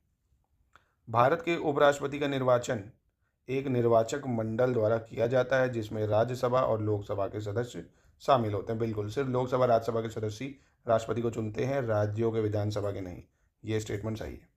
उपराष्ट्रपति भारत की कार्यपालिका का अध्यक्ष होता है, नहीं, राष्ट्रपति भारत की कार्यपालिका का अध्यक्ष होता है। चलिए 47 देखते हैं। निम्नलिखित में से सही विकल्प का चयन करना है, कौन सा विकल्प सही है। कह रहा है सिंधी भाषा को भारतीय संविधान की 8वीं अनुसूची में 1967 में 21वें संशोधन अधिनियम द्वारा 15वीं भाषा के रूप में जोड़ा गया, बिल्कुल सही है दोस्तों, ये याद भी रख लेना, बहुत महत्वपूर्ण है ये। दूसरा है कोंकणी मणिपुरी संथली भाषा को 71 कॉन्स्टिट्यूशन अमेंडमेंट द्वारा जोड़ा गया, नहीं, कोंकणी मणिपुरी संथली बस यहाँ ना हो के नेपाली होता तो सही होता, यहाँ क्या होना चाहिए था? नेपाली, ठीक है। कोंकणी मणिपुरी नेपाली को 71 संविधान अमेंडमेंट 1992 से जोड़ा गया, ठीक है, ये स्टेटमेंट तो गलत है। 1972 के 31वें संशोधन अधिनियम द्वारा लोकसभा की सीटों की संख्या 525 से बढ़ाकर 545 कर दी गई थी। 525 से बढ़ाकर 545, ये बहुत इंपॉर्टेंट स्टेटमेंट है। ये मैंने आपको तभी संविधान के मोस्ट इंपॉर्टेंट अमेंडमेंट करा दिए। अगर नहीं देखा है तो वो पहले देख डालिए। मोस्ट इंपॉर्टेंट अमेंडमेंट कराएं, ये सब उनमें मिल जाएंगे आपको। तो कहने का मतलब है 1 और 3 सही हो गया। 1 और 3 कहाँ है? ये है ऑप्शन सी, बिल्कुल सही हो जाएगा। 48 देखते हैं। निम्नलिखित कथनों पर विचार करना है दोस्तों, ठीक है। लाल स्याही का निर्माण ईओसिन द्वारा किया जाता है, तो बिल्कुल दोस्तों ये सही है। लाल स्याही ईओसिन द्वारा ही बनाई जाती है, पहली बात। वायुसेना के टायरों में नाइट्रोजन गैस का उपयोग किया जाता है दोस्तों। एयरक्राफ्ट टायर में नाइट्रोजन गैस डाली जाती है, ये भी बिल्कुल सही है, ठीक है, ये भी बिल्कुल सही हो जाएगा। सोडियम टेट्राथियोनेट नामक रसायन का प्रयोग फोटोग्राफी में किया जाता है, ये गलत है दोस्तों, क्योंकि इसमें जो प्रयोग करा जाता है वो सोडियम थायोसल्फेट होता है, ठीक है, थायोसल्फेट होता है, सोडियम थायोसल्फेट, यानी ये तो गलत हो गया। सेंधा नमक के अधिक प्रयोग से उच्च रक्तचाप तथा किडनी खराब होने की संभावना बढ़ जाती है दोस्तों। तो ये दोस्तों सेंधा नमक से नहीं, समुद्री नमक के प्रतिदिन सेवन से, ठीक है, किससे? समुद्री नमक के नमक से, यानी ये भी ऑप्शन गलत ही है। तो पहला और दूसरा सही। सेंधा नमक नहीं, वो जो समुद्री नमक होता है ना, ठीक है, उसी को बोला जाता है। चलिए, सी सॉल्ट इंग्लिश में भी कह सकते हैं आप। 49 देखते हैं दोस्तों। 49 क्या कह रहा है दोस्तों? निम्नलिखित में से कथनों पर विचार करना है, मतलब कौन सा सही है ये बताना है। एक सितार में अप्रगामी अनुप्रस्थ प्रकार की ध्वनि तरंगें उत्पन्न होती हैं। In sitar standing transverse type of sound waves are produced. ठीक। दूसरा, दिन के उजाले में मनुष्य की आंख को पीले हरे रंग के प्रति सबसे अधिक संवेदनशील माना जाता है। दिन के उजाले में पीले हरे रंग के प्रति संवेदनशील माना जाता है, ये सही है। तीसरा, दो एक समान बल्बों को समानांतर क्रम में जोड़ने से अधिक प्रकाश प्राप्त होता है। Bye connecting two identical bulb in a parallel connection more light is obtain, बिल्कुल सही है। यानी इसकी दोस्तों तीनों ही स्टेटमेंट एकदम सही है, कोई गलत नहीं है इनमें से। चलिए 50 नंबर पे आ जाते हैं। निम्नलिखित कथनों पर विचार करना है 50 में हमको। कौन सा कथन सही है वही बताना है। विद्युत चुंबकीय तरंगों की आवृत्ति को मापने के लिए ऑन्डोमीटर यूज होता है दोस्तों। क्या यूज होता है? ऑन्डोमीटर। क्या नापने के लिए? इलेक्ट्रोमैग्नेटिक वेव्स को मापने के लिए, उनकी फ्रीक्वेंसी को मापने के लिए। समुद्र की गहराई को मापने के लिए फैथोमीटर यूज होता है, याद रखना बहुत इंपॉर्टेंट है फैथोमीटर। स्फिग्मोमैनोमीटर का यूज रक्तचाप मापने के लिए किया जाता है, ये भी बिल्कुल करेक्ट है। यानी इसकी तीनों स्टेटमेंट सही है, बहुत इंपॉर्टेंट है ये तीनों डिवाइसेस। चलो 51 देख लेते हैं दोस्तों। 51 क्या कह रहा है? निम्नलिखित कथनों पर इस पर भी विचार करना है, कौन सा सही है, ठीक है। ऊर्ध्वाधर तल एवं क्षैतिज तल में कोणीय दूरी को मापने के लिए थियोडोलाइट को प्रयुक्त किया जाता है, तो दोस्तों बिल्कुल सही है। थियोडोलाइट किस लिए यूज होता है? ऊर्ध्वाधर तल क्षैतिज तल में कोणीय दूरी जो होता है, ठीक है, एंगुलर डिस्टेंस। दूसरा, अल्टीमीटर का उपयोग समुद्र तल से वायुयान की ऊंचाई मापने में किया जाता है, अल्टीमीटर का प्रयोग, तो ये भी सही है। ओडोमीटर का अभी ऊपर प्रयोग देखा हमने, ये वाहन जो अपनी गाड़ी चलाते हैं, गाड़ी में जो स्पीड जहाँ से दिखती है उसको ओडोमीटर ही बोला जाता है। मैनोमीटर एक ऐसा उपकरण है जिसका उपयोग दाब के मापन में किया जाता है, तो ये भी करेक्ट है। पॉलीग्राफ नामक यंत्र का प्रयोग झूठ का पता लगाने के लिए किया जाता है, तो ये भी बिल्कुल सही है। सच का सामना है ना, ये भी बिल्कुल सही, यानी 51 में सारे ऑप्शन बिल्कुल करेक्ट हो जाएंगे। चलिए 52 देख लेते हैं। निम्नलिखित कथनों पर विचार करना है दोस्तों, कौन सा सही है, ठीक है। क्यूसेक क्यूबिक फीट प्रति सेकंड का संक्षिप्त रूप है। क्यूसेक जो है क्यूबिक फीट प्रति सेकंड का संक्षिप्त रूप है, तो ये बिल्कुल सही हो जाएगा दोस्तों, ठीक है। नेक्स्ट, वायुमंडल में उपस्थित ओजोन परत की मोटाई मापने के लिए एंगस्ट्रॉम का यूज़ करा जाता है। ये कितनी बदतमीजी की बात है, गलत है बिल्कुल। डॉप्सन यूज़ करते हैं दोस्तों हम उसकी मोटाई नापने के लिए, डॉप्सन यूज़ करते हैं। क्या यूज़ करते हैं? डॉप्सन, ठीक है। जल का अपेक्षित घनत्व 4 डिग्री सेल्सियस पर सबसे अधिक होता है दोस्तों, तो ये सही हो जाएगा, ठीक है। तो कहने का मतलब है ऑप्शन सी बिल्कुल सही है इसका। 53 देख लेते हैं। निम्नलिखित कथनों पर विचार करना है, कौन सा सही है, ठीक है। निम्नलिखित, सरसों के तेल में तेल की मात्रा बढ़ाने के लिए सल्फर एक अत्यंत उपयोगी तत्व होता है, तो दोस्तों सरसों के तेल में तेल की मात्रा बढ़ाने में सल्फर एक अत्यंत उपयोगी तत्व, ये बिल्कुल सही है। हाइड्रोजन सल्फाइड प्रदूषक का मुख्य स्रोत सड़े हुए वनस्पति एवं पशु पदार्थ होते हैं। हाइड्रोजन सल्फाइड जो सड़ी हुई सब्जियां नहीं होती और जो सड़े हुए पशु पदार्थ उससे होता है, ठीक है। जितने भी भैया एनिमल प्रोडक्ट होते हैं उनसे निकलता है, एनिमल मैटर से। हमारा शरीर प्राकृतिक रूप से एक कैराटिन नामक प्रोटीन का उत्पादन करता है, जो हमारे बाल, नाखून और त्वचा को बनाने में सहायता करते हैं, बिल्कुल सही है। इनमें से कोई कथन गलत नहीं है, कोई भी कथन गलत नहीं है, तीनों ही सही हैं अपनी जगह। चलिए 54 देख लेते हैं। कह रहा विटामिन बी, विटामिन सी, जो जल में घुलनशील विटामिन होते हैं, ये याद रखना है, जल में घुलनशील विटामिन बी एंड सी हमारे शरीर में संग्रहित नहीं होते हैं। बिल्कुल सही है ये दोस्तों, हमारे शरीर में संग्रहित नहीं होते। दूसरा, मानव शरीर में विटामिन के लाल रक्त कोशिकाओं की परिपक्वता हेतु आवश्यक प्रोटीन का संश्लेषण करता है। तो ये दोस्तों विटामिन के नहीं करता है, ये विटामिन B12 करता है। विटामिन B12 ये काम करता है, यानी ये स्टेटमेंट गलत हो जाएगी। ठीक है, ये भी याद कर लो। तुलसी का पौधा एक द्विबीजपत्री शाकी तथा औषधि पौधा है। ठीक है, the BECIL plant is a dicotyledon herbal और मेडिकल प्लांट होता है। ठीक है, देखते हो ना, तुलसी बहुत सारी चीज़ों में यूज़ की जाती है। चलिए 55 नंबर देख लेते हैं। 55 क्या कह रहा है, निम्नलिखित कथनों पर विचार करना है। गैस्ट्रिक जूस या हाइड्रोक्लोरिक एसिड, लाइपस और पेप्सिन का एक अनूठा संयोजन होता है दोस्तों। बिल्कुल सही है ये। गैस्ट्रिक जूस का मतलब क्या है, हाइड्रोक्लोरिक एसिड, लाइपस और पेप्सिन। ठीक है। प्लास्टर ऑफ पेरिस जो रासायनिक रूप से कैल्शियम सल्फेट हेमीहाइड्रेट, क्या बोला, कैल्शियम सल्फेट हेमीहाइड्रेट है, जिप्सम को गर्म करने से प्राप्त होता है। बिल्कुल, जिप्सम को गर्म करने से क्या प्राप्त होता है, प्लास्टर ऑफ पेरिस। नाम क्या है रासायनिक, कैल्शियम सल्फेट हेमीहाइड्रेट। नेक्स्ट है जिब्रेलिन, एक पादप हार्मोन है जो कोशिका वृद्धि की सुविधा प्रदान करता है और पौधे को लंबे होने में सहायता करता है। बिल्कुल, ये तीनों स्टेटमेंट उचित है अपनी जगह, कोई गलत नहीं है। चलिए 56 नंबर पे आते हैं। 56 क्या कह रहा है, फिर से वही निम्नलिखित कथनों पर हमको क्या करना है, विचार करना है। भैया कर लेते हैं विचार। क्या ही है, जब पानी में नमक डाला जाता है तो पानी का क्वथनांक बढ़ जाता है और पानी का हिमांक कम हो जाता है। ठीक है, बिल्कुल सही है। जब सॉल्ट ऐड करते हैं ना तो बॉइलिंग पॉइंट बढ़ता है, फ्रीजिंग पॉइंट कम हो जाता है। तो ये स्टेटमेंट तो सही हो जाएगी बिल्कुल। दूसरा भैया, एथिलीन ग्लाइकोल का उपयोग स्वचालित इंजनों के लिए हिमरोधी के रूप में किया जाता है। तो ये भी उचित है। Ethylene glycol is use for anti freeze for automatic engines. बिल्कुल सही है। अधिक आर्द्रता तथा कम तापमान पर गीले कपड़े सबसे जल्दी सूख जाते हैं। ठीक है, तो अधिक आर्द्रता कम तापमान पर कपड़े सबसे जल्दी सूख जाते हैं, ये वाला गलत है दोस्तों। यहाँ अधिक आर्द्रता नहीं होनी चाहिए, यहाँ कम होनी चाहिए। ठीक है, यहाँ क्या होना चाहिए, कम आर्द्रता। कहने का मतलब है लो ह्यूमिडिटी होगी ना तब जाके, मतलब लो humidity and high temperature, low humidity low temperature. ठीक है, लो ह्यूमिडिटी हाई टेम्परेचर पे जल्दी सूख जाएंगे। ऑब्वियसली इतनी आसान स्टेटमेंट है, समझ गए होगे आप शायद। कम आर्द्रता हो, तापमान ज़्यादा हो। ठीक है, ह्यूमिडिटी कम होगी, धूप ज़्यादा अच्छे से निकलेगी तो कपड़े वेट होंगे ही नहीं। सिंपल सी चीज़ है, इसमें क्या ही है।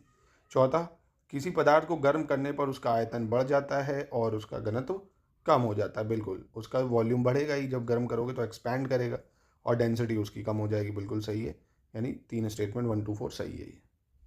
चलिए 57 नंबर पे चलते हैं। निम्नलिखित कथनों पर फिर से विचार करना है। कितने विचार आएंगे, ये विचार खत्म ही नहीं हो रहे हैं, बार बार विचार करवा रहा है आपसे, थका रहा है आपको, पर करना तो पड़ेगा भाई। चलो, मक्के की फसल में जीन प्रोलामिन प्रोटीन पाया जाता है। पहली बात, मक्के की फसल में कौन सा प्रोटीन पाया जाता है, जीन प्रोलामिन। ये तो सही है। ठीक है, ये तो सही है। दूसरा, दूध में कैसीन प्रोटीन पाया जाता है। तो ये तो दोस्तों पता ही होगा आपको, दूध में कैसीन प्रोटीन पाया जाता है। तो बिल्कुल दोस्तों, दूध में कैसीन प्रोटीन पाया जाता है। ठीक। मूंगफली की फसल में ग्लूटोन प्रोटीन पाया जाता है। मूंगफली की फसल में ग्लूटोन प्रोटीन पाया जाता है, ये गलत है। क्योंकि मूंगफली की जो फसल होती है उसमें ग्लूटोन नहीं मिलता, उसमें क्या मिलता है दोस्तों, आर्जिनिन मिलता है। क्या मिलता है, आर्जिनिन। आर्जिनिन मिलता है दोस्तों, उसमें आर्जिनिन पाया जाता है। क्योंकि ग्लूटोन की अगर बात करें, समझ लो आप गेहूँ, मतलब वीट, बारले, इन सब में आपको ग्लूटोन मिलेगा। ठीक है, वीट है, बारले है, राई वगैरह। ठीक है, तो ये गलत है, यानी 1 और 2 सही है। 58 पे आ जाते हैं। 58 कह रहा है फिर से वही, निम्नलिखित में से सही कौन सा है ये बताना। ठीक है, सबसे पहले बेटाक्विलिन औषधि तपेदिक रोग से संबंधित औषधि है। बेटाक्विलिन औषधि तपेदिक रोग से संबंधित औषधि है, ये तो ठीक है बिल्कुल। बोरॉन पौधे में क्लोरोफिल के संश्लेषण एवं न्यूक्लिक एसिड के उपाचय के लिए आवश्यक होता है दोस्तों। तो दोस्तों ये बोरॉन नहीं होता है, ये गलत है। बोरॉन नहीं होना चाहिए, यहाँ क्या होना चाहिए, आयरन होना चाहिए। ठीक है, आयरन होना चाहिए। आयरन पौधे में क्लोरोफिल और न्यूक्लियस एसिड के लिए उपापचय के लिए अधिक आवश्यक होता है। ठीक है, बाकी तीसरा, तांबा पौधे में विटामिन ए के निर्माण में सहायक है। तांबा पौधे में विटामिन ए के निर्माण के लिए सहायक है, ये सही है दोस्तों। ठीक है, यानी स्टेटमेंट 1 और 3 सिर्फ सही है, इसमें 1 और 3। ठीक है, 58 का सी हो जाएगा। 59 देख लेते हैं। फिर से वही है, निम्नलिखित कथनों पर फिर से विचार करो। कितने विचार करवाऊँ मैं आपसे, चलो करते रहो विचार। सबसे पहले, एंथ्रेक्स एंथ्रेक्स पास्टुरेला पोस्टिस नामक जीवाणु के कारण होता है। Anthrax is caused by bacteria called Pasteurella pestis. तो पहली चीज़ ये तो है गलत। क्यों गलत है दोस्तों, क्योंकि पास्टुरेला पेस्टिस नामक जीवाणु के कारण जो होता है वो होता है दोस्तों प्लेग। क्या होता है? प्लेग। प्लेग होता है पास्टुरेला पेस्टिस के कारण। ठीक। दूसरा, टेटनिस जो है ये क्लोस्ट्रिडियम टेटानी नामक जीवाणु के कारण होता है, तो ये तो सही है। टेटनिस किसकी वजह से होता है? क्लोस्ट्रिडियम टेटानी के कारण। नाम ही से पता चला, टेटनस टेटानी। ठीक है। तीसरा, बैसिलस जो एंथ्रेसिस नामक जीवाणु के कारण प्लेग होता है। बैसिलस एंथ्रेसिस तो नहीं, प्लेग तो अभी मैंने बताया पास्टुरेला पेस्टिस की वजह से होता है। बैसिलस एंथ्रेसिस की वजह से दोस्तों नाम से पता चल रहा है एंथ्रेक्स रोग होता है। ठीक है, एंथ्रेक्स। ठीक है, चलिए। काली खांसी जो है ये बॉर्डेटेला पार्टुसिस नामक जीवाणु के कारण होता है, तो ये सही है। काली खांसी किसकी वजह से होता है? बॉर्डेटेला पार्टुसिस, बॉर्डेटेला पार्टुसिस, बॉर्डेटेला पार्टुसिस। यानी ऑप्शन 2 और 4 बिल्कुल करेक्ट हो जाएगा। इंपॉर्टेंट है ये चारों, याद रख लो बेटा, भूलना मत। चलो नेक्स्ट क्या कह रहा है? डालिया और शतवर डैश के उदाहरण है। तो दोस्तों डालिया और शतावर किसके उदाहरण है? ये पुलकित जड़ों के। ठीक है, पुलकित जड़ों के हैं डालिया और शतावर। ठीक है, शतावर की जड़ें दो देखते हो ना, खाई भी जाती हैं, तो याद रखेगा पुलकित जड़ों के एग्जाम्पल है। 61 देखते हैं। 61 क्या कह रहा है? तांबा, जस्ता और निकिल मिलाकर क्या तैयार किया जाता है मिश्र धातु? तो जर्मन सिल्वर तैयार करते हैं। क्या तैयार करते हैं? जर्मन सिल्वर तैयार किया जाता है। तांबा 6% कॉपर होता है, बाकी 20-20% का आपका क्या हो जाता है? 20-20% जस्ता और जिंक। ठीक है, 20-20% जस्ता और zinc, German silver. German silver में सिल्वर नहीं होता, ये ध्यान रखना। चलिए 62 नंबर पे आते हैं। मैचिंग करने के लिए आया। चलो फाइनली विचार करना तो बंद हुआ, अब मिलान कराते हैं दोस्तों। मिलाइए, मिलाने अच्छी चीज़ है, किसी को किसी से मिलाने की कोशिश करना अच्छी बात है। चलो खैर 62 नंबर पे मिलान करते हैं। धातुएं और उनके अयस्क। ठीक है, थोरियम की ओर कौन सी है दोस्तों? तो थोरियम की ओर होती है मोनाजाइट, ये तो बिल्कुल सही है। थोरियम की ओर है मोनाजाइट। कैडमियम, कैडमियम की ओर होती है दोस्तों ग्रीनोसाइट, कैडमियम की ओर ग्रीनोसाइट है। टिन की ओर दोस्तों होती है कैस्टिरेराइट, टिन की कैस्टिरेराइट। और आपका निकेल की जो ओर है वो है मिलेराइट, निकेल की ओर मिलेराइट। ठीक है, तो इसका ऑप्शन के हिसाब से चला जाए तो बिल्कुल डी वाला फिट बैठ रहा है। ठीक है, याद रखिएगा। फिर से मिलवा देता हूँ। थोरियम की मोनेसाइट, कैडमियम की ग्रीनोसाइट, टिन की कैस्टिरेसाइट, निकेल की मिलेराइट। ठीक है, चलिए 63 पे आ जाते हैं। निम्नलिखित कथनों पर आ जाओ, फिर से विचार करो भैया, विचार करो। कर लेंगे। क्या है? पर्यावरण, वन और जलवायु परिवर्तन मंत्रालय ने वायु गुणवत्ता में सुधार के उद्देश्य से जनवरी 2016 में राष्ट्रीय स्वच्छ वायु कार्यक्रम शुरू किया था दोस्तों। तो दोस्तों ये 2016 में नहीं, 2019 में करा गया है, तो ये गलत है। ठीक है, राष्ट्रीय स्वच्छ वायु कार्यक्रम 2019 में शुरू किया गया है।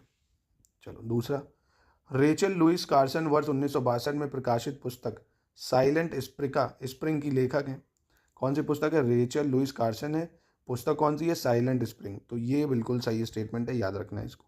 चलो तीसरा, मिट्टी बचाओ आंदोलन वर्ष 1977 में मध्य प्रदेश के होशंगाबाद जिले से, मिट्टी बचाओ मध्य प्रदेश के होशंगाबाद जिले में स्थित तवा बांध के कारण होने वाले जल जमाव और लवणता के खिलाफ शुरू किया गया था। ये सही है।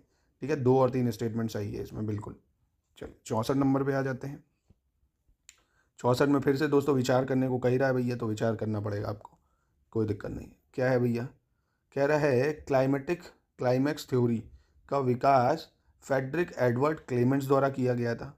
Climax theory had been developed by Frederick Edward Clements. तो ये बिल्कुल सही स्टेटमेंट है दोस्तों, बिल्कुल सही है। दूसरा, प्राकृतिक संरक्षण के लिए अंतर्राष्ट्रीय संघ की परिभाषा के अनुसार किसी प्रजाति को तब विलुप्त माना जाता है जब वह 100 वर्ष तक अपने प्राकृतिक आवास में नहीं दिखती। तो ये गलत है दोस्तों, 100 नहीं।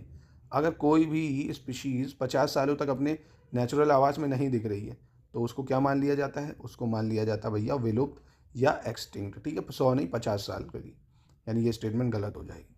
हवा में तैरने वाले श्वसन योग्य सूक्ष्म कणों का आकार 5 माइक्रोन से भी कम होता है। ठीक है, 5 माइक्रोन से भी कम होता है, ये सही है। यानी पहला और तीसरा बिल्कुल सही है, ऑप्शन बिल्कुल सही। 65 कह रहा है सल्फर डाइऑक्साइड और फास्फोरस ऑक्साइड अप्रत्यक्ष ग्रीन हाउस गैसें। तो पहली चीज़ यही गलत है। सल्फर डाइऑक्साइड तो है दोस्तों, पर नाइट्रोजन ऑक्साइड यहाँ पे होना चाहिए, नाइट्रोजन ऑक्साइड। ठीक है, फास्फोरस ऑक्साइड नहीं। अप्रत्यक्ष ग्रीन हाउस गैसें जो अंततः वायुमंडल में अन्य रासायनिक घटकों के साथ अपनी प्रतिक्रिया के माध्यम से प्रत्यक्ष ग्रीन हाउस गैसों के उत्पादन करके ग्लोबल वार्मिंग को प्रभावित करते हैं। ठीक है, तो SO2 और NO2 है। ठीक है, एसिड रेन भी कराते हैं ये बाद में। चलो यानी ये स्टेटमेंट गलत है, क्योंकि यही बताना है तो निम्नलिखित में से कौन सा कथन गलत है? तो ये तो एक हुआ गलत। दूसरा, वायुमंडल में कार्बन डाइऑक्साइड की बढ़ती सांद्रता के कारण पौधों की वृद्धि को कार्बन निषेचन कहा जाता है। तो ये तो सही है दोस्तों। increased plant growth due to increased concentration of CO2 in the atmosphere is called carbon fertilization। तो कोई पूछे कार्बन फर्टिलाइजेशन क्या है, तो जब भी CO2 लेवल बढ़ेगा उससे होगा, ठीक है। चलिए तीसरा, भारत की पहली जलवायु परिवर्तन पर राष्ट्रीय कार्य योजना 30 जून 2008 को तत्कालीन प्रधानमंत्री मनमोहन सिंह ने जारी की। तो ये सही है, ये भी सही। पहला गलत है, सिर्फ पूछ रहे हैं गलत कौन है, तो ये गलत है सिर्फ। चलिए 66 देख लेते हैं। 66 फिर से वही कह रहा है, निम्नलिखित पर विचार करना है कौन सा सही है दोस्तों, ठीक है। चलिए, डीप इकोलॉजी शब्द सबसे पहले वर्ष 1973 में नॉर्वेजियन दार्शनिक आर्ने नेस द्वारा गढ़ा गया था दोस्तों, ठीक है। Deep ecology was first coined by Norwegian philosopher Arne Naess, तो ये बिल्कुल सही हो जाएगा। दूसरा, तंजानिया में ग्रीन बेल्ट आंदोलन की संस्थापिका वंगारी मथाई को 2004 में पर्यावरण स्थिरता और महिलाओं के सशक्तिकरण के लिए नोबल शांति पुरस्कार से सम्मानित किया गया था दोस्तों। तो ये गलत है, ये तंजानिया की नहीं थी दोस्तों, केनिया में ग्रीन बेल्ट आंदोलन की थी ये, ठीक है। यहाँ तंजानिया की जगह क्या होना चाहिए था, केनिया, बाकी सही है, ठीक है, केनिया था ये, यानी ये स्टेटमेंट तो हो गया गलत। संयुक्त राष्ट्र संघ ने वर्ष 2009 से प्रत्येक वर्ष 22 अप्रैल को अंतर्राष्ट्रीय पृथ्वी दिवस मनाने का निश्चय किया है। तो ये तो आपको पता होगा दोस्तों, अर्थ डे हम लोग कब मनाते हैं, अर्थ डे 22 अप्रैल को मनाते हैं, ठीक है, यानी ये सही है। पहला और तीसरा स्टेटमेंट सही है, दूसरा गलत है। अभी तक आप देखो आपके कितने सही हुए, अरे वाह क्या दिल बना, अभी तक आपके देखो कितने सही हुए दोस्तों, ठीक है। चलिए 67 पे आ जाते हैं। निम्नलिखित में से सही विकल्प का चयन करना है। ISO 14000 श्रृंखला के मानक पर्यावरण की रक्षा करने का प्रयास करते हैं दोस्तों, ठीक है। जो स्टैंडर्ड होते हैं ना ISO 14000 series to try to protect the environment, ये ठीक है। भारतीय संविधान के अनुच्छेद 51A के अनुसार प्राकृतिक पर्यावरण का संरक्षण और सुधार करना भारत के प्रत्येक नागरिक का कर्तव्य है दोस्तों। तो दोस्तों ये बिल्कुल सही है, बिल्कुल सही है ये। तीसरा कह रहा है, वह प्राकृतिक आपदा जिसमें गहरी झील के पानी से कार्बन मोनोऑक्साइड निकलती है उसे लिम्निक कहा जाता है। तो दोस्तों कार्बन मोनोऑक्साइड नहीं निकलती, कार्बन डाइऑक्साइड निकलती, कार्बन डाइऑक्साइड, सीधा CO2 बोलूँगा, ठीक है। जब भी आप प्राकृतिक आपदा होती है, गहरी झील के पानी से CO2 निकलती है तो उसको लिम्निक कहा जाता है, ठीक है। The natural disaster of which carbon dioxide comes out from the water, यानी ये स्टेटमेंट गलत है, ठीक है। तो 1 और 2 कहाँ है भैया, 1 और 2 ये है, यानी ऑप्शन डी हो जाएगा। चलो 68 देख लेते हैं। निम्नलिखित कथनों पर विचार करना है। सल्फर ऑक्साइड रॉकेट जेट और मिसाइलों द्वारा उत्सर्जित होता है। तो दोस्तों ये गलत है, रॉकेट जेट और मिसाइलों द्वारा सल्फर ऑक्साइड नहीं, नाइट्रोजन ऑक्साइड यूज होता है, ठीक है, नाइट्रोजन ऑक्साइड यूज होता है। चलो, वर्षा, तापमान, आर्द्रता जैसे कारक नाइट्रोजन चक्र को प्रभावित करने में मुख्य भूमिका निभाते हैं दोस्तों। तो ये तो सही है, ठीक है, ये बिल्कुल सही है। तीसरा, मानवीय गतिविधियों के कारण प्रतिकूल परिवर्तन लाना पर्यावरण अपकर्ष कहलाता है। Bringing diverse change due to human activity is called environmental degradation. बिल्कुल ये सही है, बिल्कुल सही है। पर्यावरण अपकर्ष का मतलब होता है इन्वायरमेंटल डिग्रेडेशन, यानी इसका 2 और 3 सही हो जाएगा, ठीक है दोस्तों। चलिए 69, निम्नलिखित में से गलत विकल्प का चयन करना है, कौन सा विकल्प गलत है ये बताना है, ठीक है। फास्फोरस चक्र में वायुमंडल की भूमिका नगण्य है क्योंकि जीवों और पर्यावरण के बीच फास्फोरस का कोई आदान प्रदान नहीं होता है। बिल्कुल दोस्तों, जीवों और मतलब जीव हैं और पर्यावरण, इनके बीच में फास्फोरस नहीं, कार्बन है, ठीक है, इन सब का ज़्यादा होता है, वाटर साइकिल है, इसका नहीं। कार्बन पारिस्थितिकी तंत्र के जैविक और अजैविक दोनों घटकों में पाया जाता है। तो ये सही है दोस्तों। सूर्य का प्रकाश, ऑक्सीजन और तापमान इत्यादि जलीय पारिस्थितिकी तंत्र की उत्पादकता को सीमित करते हैं। Sunlight, oxygen and temperature limit the productivity of ecosystem. और क्या, बिल्कुल दोस्तों, अगर सनलाइट ही नहीं जाएगी पानी में तो ऑक्सीजन बढ़ेंगी नहीं, है ना। तो ये बिल्कुल सही है, यानी इसके कोई गलत नहीं है, तीनों स्टेटमेंट एकदम करेक्ट हो जाएंगे, ठीक है। चलिए 70 नंबर पे चलते हैं। 70 कह रहे हैं, निम्नलिखित में से गलत विकल्प का चयन करना है, कौन सा गलत है दोस्तों। तो पहला है कीट भक्षी पौधे। कौन से कीट भक्षी पौधे मुख्य रूप से उस स्थान पर उगते हैं जहाँ पर नाइट्रोजन की कमी होती है दोस्तों, नाइट्रोजन की जहाँ कमी होती है। Insectivorous plants mainly grow at place where nitrogen deficiency is found. तो ये सही है पहली चीज़। अधिकांश कोयला खदानों में मीथेन और नाइट्रोजन के मिश्रण से भयंकर विस्फोट होता है, इसलिए गैस को फायर डैम्प भी कहा जाता है। नहीं, ये गलत है, मीथेन और ऑक्सीजन होना चाहिए। यहाँ क्या होना चाहिए, मीथेन और, मतलब कहने का मीथेन और वायु, मीथेन और वायु की वजह से दोस्तों, ठीक है, मीथेन और वायु होना चाहिए। यहाँ एयर कह सकते हो, ऑक्सीजन में नहीं, एयर कह सकते हो, क्योंकि ऑक्सीजन में वो पार्टिकल आ जाते हैं। तो मीथेन और वायु के मिश्रण से भयंकर विस्फोट होता है, इसलिए इसे फायर डैम्प भी कहा जाता है, ठीक है, ये सही है। कहने का मतलब ये गलत हो गया, बाकी ये भी सही है। क्यों, एक सेकंड रुकना। चलिए, कार्बोफ्यूम, मिथाइल पैराथेन, फोरेट, प्रोफेनेस और ट्रायोजोफाइस आदि रसायनों का उपयोग कृषि में कीटनाशकों के रूप में करते हैं। ये सही है दोस्तों, ठीक है, यानी सिर्फ स्टेटमेंट दो गलत थी। चलिए 71 देखते हैं। सेलेक्ट द इनकरेक्ट, मतलब गलत बताना है। आपकी इंग्लिश का पढ़ूंगा, बहुत देर से हिंदी वालों के लिए बता रहा हूँ। The film Drift directed by Anthony Chen has recently been awarded the prestigious ICFT UNESCO Gandhi medal at the 54th international film festival. तो दिस इज करेक्ट, ठीक है, ये सही है बिल्कुल। India's high commissioner to the UK Vikram K Doraswamy has launch the book title कौन सा? India's movement changing power equation around the world. India's movement changing power equation around the world, Hindi में भी इसको यही बोलेंगे। तो ये सही है, किसने करी? विक्रम के डोरास्वामी।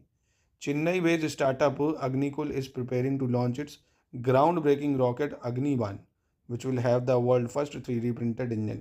ये भी सही दोस्तों, इनमें से कोई भी गलत नहीं है, none of them is wrong, ठीक है। चलिए 72 नंबर पे आ जाते हैं। निम्नलिखित में से सही विकल्प का चयन करना है, कौन सा विकल्प सही है? हाल ही में रक्षा मंत्री राजनाथ सिंह ने भारतीय नौसेना की INS इम्फाल के क्रस्ट का अनावरण किया है दोस्तों, तो ठीक है। स्टील्थ गाइडेड मिसाइल विध्वंसक INS इम्फाल सतह से सतह पर मार करने वाली ब्रह्मोस मिसाइलों और पनडुब्बी रोधी स्वदेशी रॉकेट लॉन्चर से सुसज्जित है। यह भी बिल्कुल सही है। फिर कह रहा है दिल्ली में मणिपुर के मुख्यमंत्री N Biren Singh, CDS general Anil Chauhan और नौसेना प्रमुख एडमिरल R हरि कुमार की उपस्थिति में INS इम्फाल की क्रस्ट का अनावरण समारोह आयोजित किया गया। ये भी ठीक है। चौथा है INS Imphal 15B steel guided missile विध्वंसक परियोजना के अंतर्गत निर्मित 4 युद्धपोतों में से तीसरा युद्धपोत है। यह भी सही है, इनमें से कोई गलत नहीं है। ये लास्ट वाला इंपॉर्टेंट बहुत ज़्यादा है, एग्जाम में ये आपके पूछ सकता है, ठीक है, कि ये जो INS इम्फाल है ये 3rd वारशिप है out of the 4 built under the 15B steel guided missile project, ठीक है। चलिए 73 नंबर देख लेते हैं। निम्नलिखित में से गलत विकल्प का चयन करना है फिर से। हाल ही में इंडोनेशिया के सुंडा जल डमरू मध्य में स्थित अनाक क्राकाटाउ ज्वालामुखी में एक शक्तिशाली विस्फोट हुआ है। इंग्लिश में इसको पढ़ना ज़्यादा उचित है। A powerful explosion has recently occur in Anak Krakatau volcano. अब आपसे पूछेगा अनाक कारकाताउ वॉल्केनो कहाँ है, तो ये है आपका सुंडा स्टेट ऑफ इंडोनेशिया, ठीक है। इंडोनेशिया के सुंडा स्टेट में है अनाक कारकाताउ वॉल्केनो, ठीक। दूसरी चीज़, खान मंत्रालय ने हाल ही में महत्वपूर्ण और राजनीतिक खनिजों की नीलामी की पहली किस्त शुरू करने की घोषणा की है, जो भारत के आर्थिक विकास और राष्ट्रीय सुरक्षा के लिए महत्वपूर्ण उपलब्धि है। तो यह भी सही है, इनमें से कोई गलत नहीं है दोस्तों, दोनों ही बिल्कुल सही है। चलिए दोस्तों 74 नंबर पे आ जाते हैं। कह रहा China slows India grows, China slows India grows शीर्षक की हाल ही में जारी रिपोर्ट में SNDP ग्लोबल रेटिंग ने एशिया प्रशांत क्षेत्र के आर्थिक परिदृश्य में 2026 तक भारत के लिए वृद्धि दर कितनी अनुमान लगाई है, तो ये 7% की दोस्तों लगाई है। कितनी? 7%, ठीक है। चलिए 75 देखते हैं दोस्तों। निम्नलिखित में से सही विकल्प का चयन करना है, कौन सा विकल्प सही है इनमें से, ठीक है। चलिए तो सबसे पहले हाल ही में नई दिल्ली में आयोजित भारत अंतर्राष्ट्रीय व्यापार मेले के 42वें संस्करण में उत्कृष्ट प्रदर्शन के लिए विद्युत मंत्रालय को IITF 2023 में विशेष प्रशंसा पदक से सम्मानित किया गया। तो ये तो करेक्ट है दोस्तों, बिल्कुल ठीक है, ये बिल्कुल करेक्ट है। दूसरा, हाल ही में प्रधानमंत्री नरेंद्र मोदी ने अयोध्या से आंगनवाड़ी केंद्रों पर बच्चों को गर्म पका भोजन उपलब्ध कराने के लिए हॉट कुक्ड मील योजना शुभारंभ किया है दोस्तों। तो ये हम लोगों ने UP GK में भी करा था, ये मोदी जी ने नहीं, ये योगी जी ने स्टार्ट करी। किसने करी? योगी जी ने, ठीक है। बाकी सही है, कहने का मतलब ऑप्शन A सही है, B गलत हो जाएगा। चलो 76 नंबर पे चलते हैं। निम्नलिखित में से गलत विकल्प का चयन करना है दोस्तों, कौन सा विकल्प गलत है इनमें से, ठीक है। चलिए, भारतीय प्रतिभूति और विनिमय बोर्ड ने वर्ष 2025 तक देश के वित्तीय बाजारों में निपटान प्रक्रिया में क्रांतिकारी बदलाव लाने के लिए एक महत्वाकांक्षी योजना का अनावरण किया है दोस्तों। तो दोस्तों ये 2025 तक नहीं, 2024 तक करा है, इसलिए ये स्टेटमेंट हो जाती है गलत, पहली बात। दूसरा, इटली ने ऑस्ट्रेलिया को हराकर 47 वर्ष बाद डेविस कप 2023 जीता। इस टूर्नामेंट में इटली दूसरी बार चैंपियन बना है, तो ये सही है दूसरी स्टेटमेंट, पहली वाली गलत है और गलत पूछ रहा है, तो यानी पहली गलत हो जाएगी, ठीक है। कोई समस्या परेशानी हो दोस्तों बता सकते हो आप। मज़ेदार अच्छे से टेस्ट लगा लो। देखो एग्ज़ाम में अब आप तो देख ही रहो, आज कितनी तारीख हो गई, 11 को एग्ज़ाम है, ठीक है। आज 5 तारीख हो गई है, कोई समय नहीं बचा। अच्छे से ये 3-4 डेली एक टेस्ट लगवा दे रहा हूँ। एग्ज़ाम के एक दिन पहले कुछ नहीं करना, मस्त नींद लेना सैटरडे को, ठीक है, बढ़िया सी नींद लो शनिवार को, अच्छे से पेपर देने जाओ। देखो अब जीवन, मुझे लगता है जितने लोग पेपर दे रहे होगे आप लोगों की एज यही है, मान रहा हूँ 25 से 40 के बीच तो होगी भाई, क्योंकि 40 तक माना है। और जो सबसे ज़्यादा है वो 25 से 30 वर्ग वाला युवा होगा दोस्तों। दोस्तों देखिए, सबसे बढ़िया उम्र जीवन में पता है यही रहती है कि जब हम लोग स्कूल जाते हैं ना, 16-17 साल तक रहता है, मस्त यार जीवन है कि जल्दी से ये लगता है यार जल्दी बड़े हो जाएं। और जब बड़े हो गए तो लगता है यार जल्दी से छोटे हो जाएं यार, वापस से छोटे हो जाए, वही लाइफ अच्छी थी। अब इतना बर्डन है, ये करना है वो करना है, जीवन को सेट करना है, कैसे क्या करना है। धीरे धीरे माँ बाप भी बूढ़े होते जा रहे हैं, हम जवान होते जा रहे हैं, सब बड़ी दिक्कतें बढ़ती जाती, लाइफ उलझती जाती है। इसलिए दोस्तों एक बार सेट हो जाइए, बाकी सब चीज़ें चलती रहती है ना। तो हर चीज़ भूल जाइए, पहले अपनी लाइफ को अच्छे से सेट करना बहुत ज़रूरी है। ठीक है, चलिए 77 देखते हैं। हाल ही में भारत की अग्रणी एयरलाइंस इंडिगो ने विभिन्न भाषाओं में ग्राहकों के प्रश्नों को संभालने के लिए डिज़ाइन किया गया है एक एआई संचालित चैट सहायक 6 स्काई प्रस्तुत किया है। तो बिल्कुल ये दोस्तों सही है। ठीक है, दूसरा, हाल ही में भारतीय प्रतिरक्षा विज्ञानियों ने बच्चों को खसरा और रूबेला से बचाने के लिए माबेला टीका जारी किया है। दोस्तों कौन सा टीका? माबेला टीका जारी करा है बच्चों को खसरा और रूबेला से बचाने के लिए, ये भी ठीक है। थाईलैंड के पॉलीवॉक इंस्टीट्यूट के साथ साझेदारी में विकसित माबेला vaccine IIL division human biological institute के 25वें उत्सव के हिस्से के रूप में तमिलनाडु के ऊटी में जारी किया जाएगा। तो ये दोस्तों थाईलैंड के नहीं है, ये वियतनाम का है। यहाँ क्या होना चाहिए? वियतनाम के पॉलीवॉक इंस्टीट्यूट। ठीक है, ये माबेला वैक्सीन जो है वियतनाम के पॉलीवॉक इंस्टीट्यूट ने बनाया। ठीक है, पॉलीवॉक इंस्टीट्यूट वियतनाम। तो यानी 1 और 2 सही है, तीसरा गलत है। ये करंट के क्वेश्चन है दोस्तों, ठीक है, करंट अफेयर्स के। चलो 78 देख लेते हैं। निम्नलिखित में से सही विकल्प का चयन करना है। हाल ही में 2023 में ऑथेंटिक मरियम वेबस्टर का वर्ड ऑफ द ईयर बन गया है। क्या बन गया भैया? Authentic has recently become Merriam Webster word of the year. ठीक है, इट मीन्स नॉट फॉल्स और copied and true to one's own personality. ठीक है, किसी की कॉपी ना करें, अपना ही जो है पर्सनैलिटी वो सच में होनी चाहिए। दूसरा, हाल ही में कंबोडिया का अंकोरवाट मंदिर, अंकोरवाट मंदिर कहाँ है? कंबोडिया में है। इटली के पोम्पोई को पछाड़कर दुनिया का 8वां अजूबा बन गया। अब कोई पूछेगा दुनिया का 8वां अजूबा, तो ये कौन है? अंकोरवट मंदिर, कंबोडिया। ठीक है, तो अंकोरवट मंदिर कहाँ है? कंबोडिया में। हाल ही में भारत में अग्रणी निवेश सेवा प्रदाता HDFC सिक्योरिटीज़ ने अमेजॉन वेब सर्विसेज क्लाउड पर अपना mobile trading app HDFC sky सफलतापूर्वक लॉन्च करा है। तो ये सही है, तीनों स्टेटमेंट ही बिल्कुल सही हो जाएंगे। चलिए 79 देख लेते हैं। निम्नलिखित में से सही विकल्प का चयन करना है दोस्तों। HDFC बैंक के निदेशक मंडल ने नाबार्ड के पूर्व अध्यक्ष हर्ष कुमार बनवाल को अतिरिक्त स्वतंत्र निदेशक के रूप में नियुक्ति की मंजूरी दे दी है। तो ठीक है दोस्तों, नाबार्ड के पूर्व अध्यक्ष कौन थे? हर्ष कुमार बनवाल। HDFC के निदेशक मंडल ने इनको पूरी मंजूरी दे दी है स्वतंत्र निदेशक के तौर पर। ठीक है, तो अब ये एडिशनल इंडिपेंडेंट डायरेक्टर बन जाएंगे। नेक्स्ट कह रहा है PIDF scheme has been extended by RBI for 2 years. It now also include beneficiaries of PM Vishwakarma योजना। ठीक है, तो ये भी सही है, इनमें से कोई गलत नहीं है, दोनों ही स्टेटमेंट बिल्कुल सही हो जाएगी। और दोस्तों एक चीज़ और, RBI ने पेटीएम पे रिस्ट्रिक्शन भी लगाई है। तो बहुत छोटा सा आसान क्वेश्चन है, पेटीएम का फाउंडर भी पूछ सकता है। ठीक है, तो वो भी याद रख लेना। ठीक है, चलिए दोस्तों 80 देख लेते हैं। निम्नलिखित में से सही विकल्प का चयन करना है। हाल ही में बेंगलुरु की खिलाड़ी विद्या पिल्लाई ने दोहा कतर में आयोजित विश्व 6 रेड वुमेन स्नूकर चैंपियनशिप जीत ली है। तो ये तो ठीक है दोस्तों।